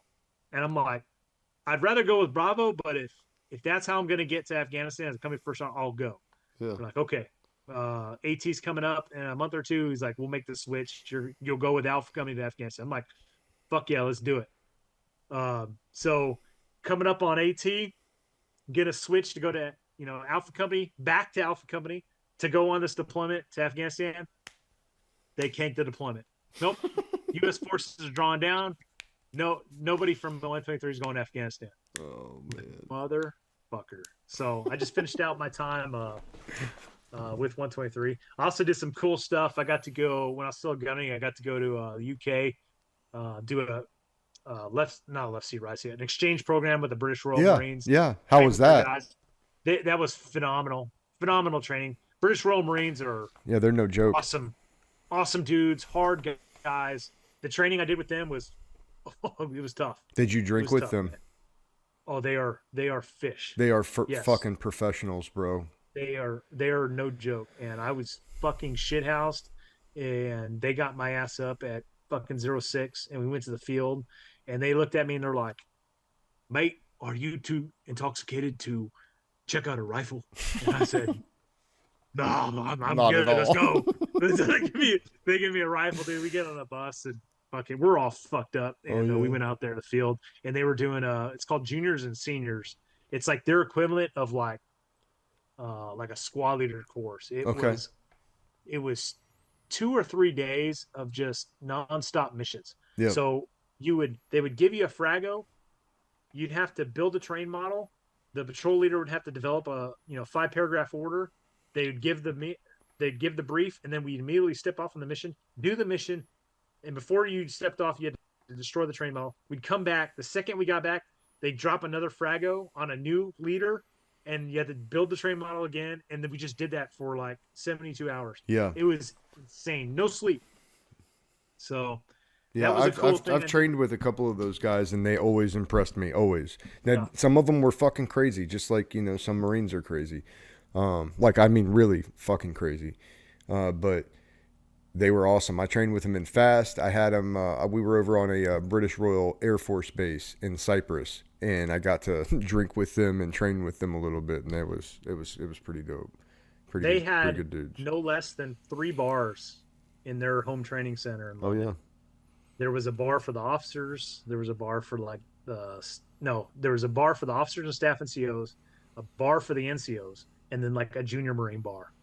And I'm like, shit house. Why isn't the Marine Corps like this? Oh man, I feel like sometimes we are like that. Yeah. Yeah, right on. So you are a sergeant major. When did you pick up sergeant major? It was 2022. And you still at the same place or no? No. So after I did, so your first tour is a 3-year tour. Mm-hmm. So I did my first 3 years as a first sergeant at Bravo 123, and then I went over to. I ended up going back to the unit that I was originally supposed to go to when I first picked up. Okay. So the toes. Yep. So Anti-Tank Training Company is up in Broken Arrow, Oklahoma. A bunch of Oklahoma boys, good dudes.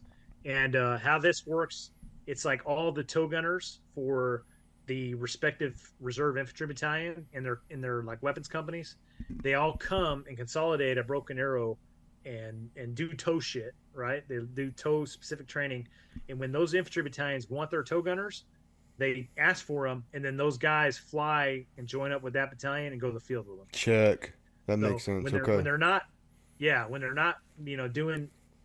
when they're not with their battalion that they're attached to in the field, they're back there at anti-tank training company learning, tow stuff. Gunnery. Specific training. So it was a really cool experience being there, and it was kind of like a sergeant major primer because I always had Marines all over the place, and as a sergeant major, like that's how you are when you're a battalion sergeant major.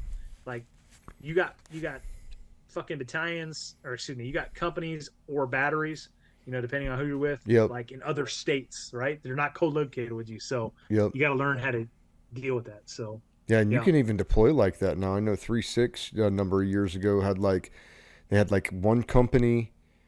They had one company in Afghanistan, they had one company in Iraq, and they had one company somewhere else. And I can't for the life of me think about where that other place was. It was non-combat place.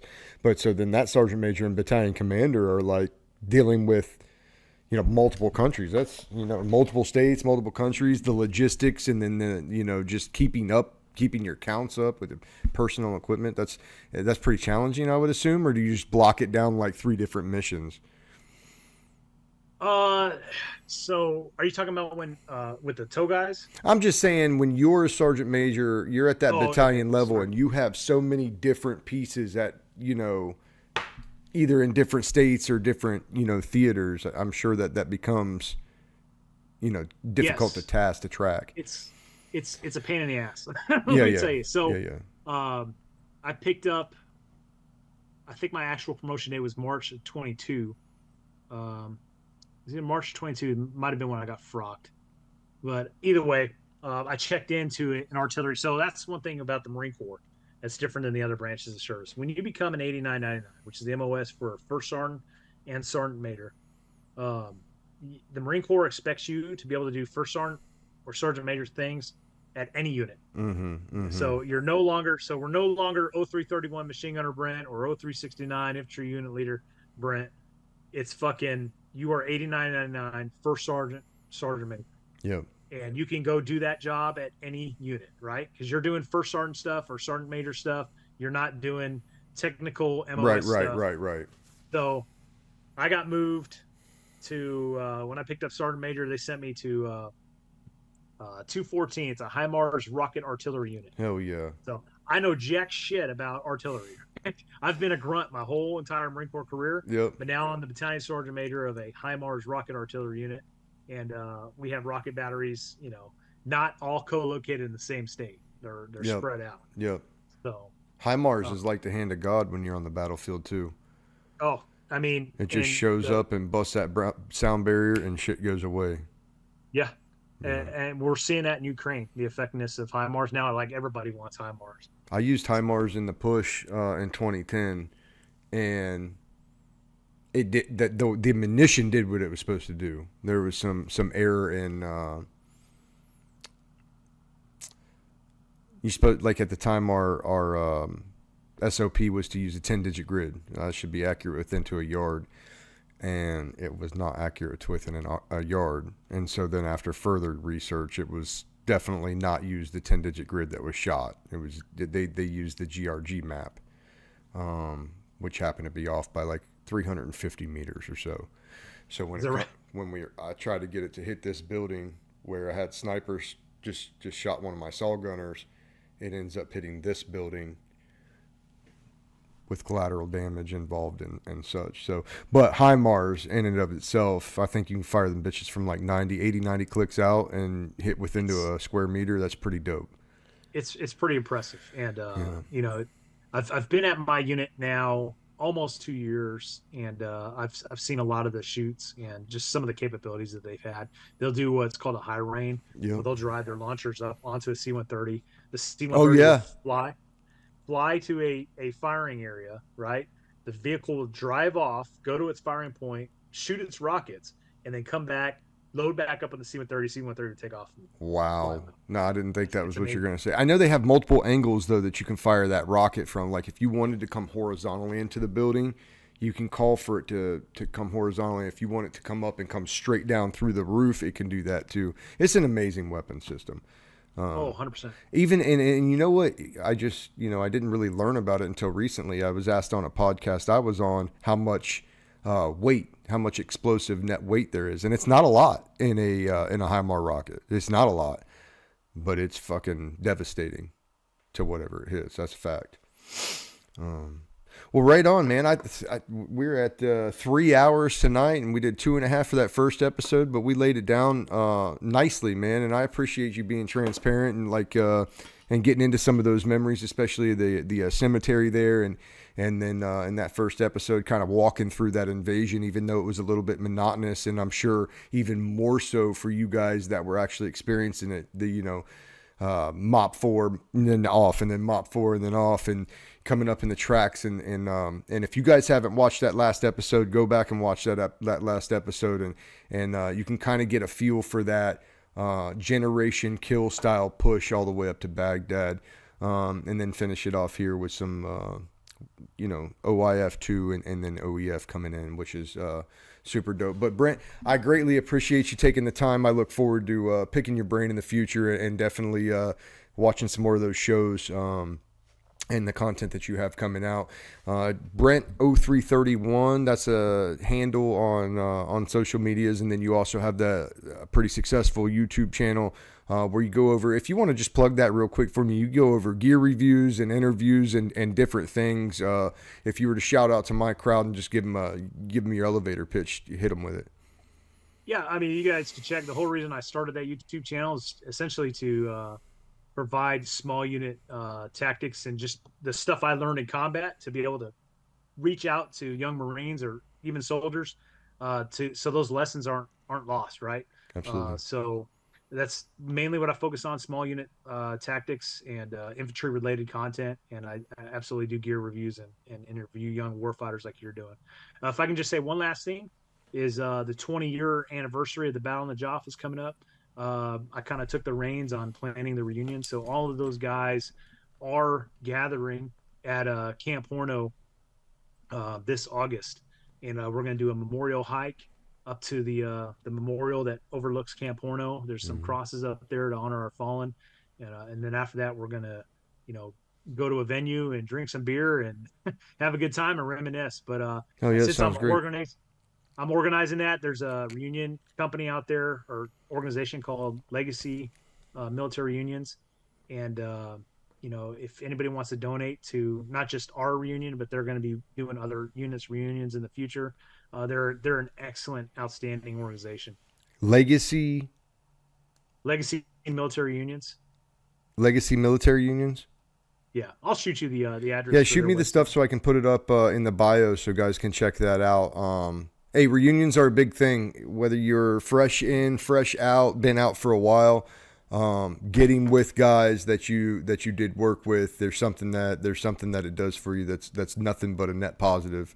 So guys that hear of reunions coming up, hey, do your best to try to get at those if you can, because it will be better for you 100%. And I'll tag that stuff in the bio. As a matter of fact, I'll talk to you about that offline, but that'd be super cool to get out there and see that. First Sergeant's Hill is a place where you can feel them. So, all right, right on, guys. Well, hey, just like every other episode, choices, not chances. If you've seen something in this that other people need to hear, something that resonated with you, don't be selfish with the information and share it out. And hey, we appreciate you. If you guys aren't sharing this stuff out and you're not taking this information in, then I'm not going to do it anymore. So keep doing it, keep pushing it out there, and we'll get better together. Until next time, this is Choices, Not Chances.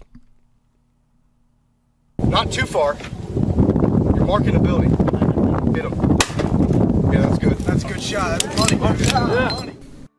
Louisiana Gun Shop, your firearm headquarters, specializing in concealed carry guns, ammo, and training. You can get your Louisiana permit with us. Also a large selection of AR-15s, or if you are that build-it-yourself type of guy or gal, we have all the parts to build and customize your own AR-15. Glock, SIG, Taurus, Ruger. We have all the brands, both in the store or at LouisianaGunShop.com.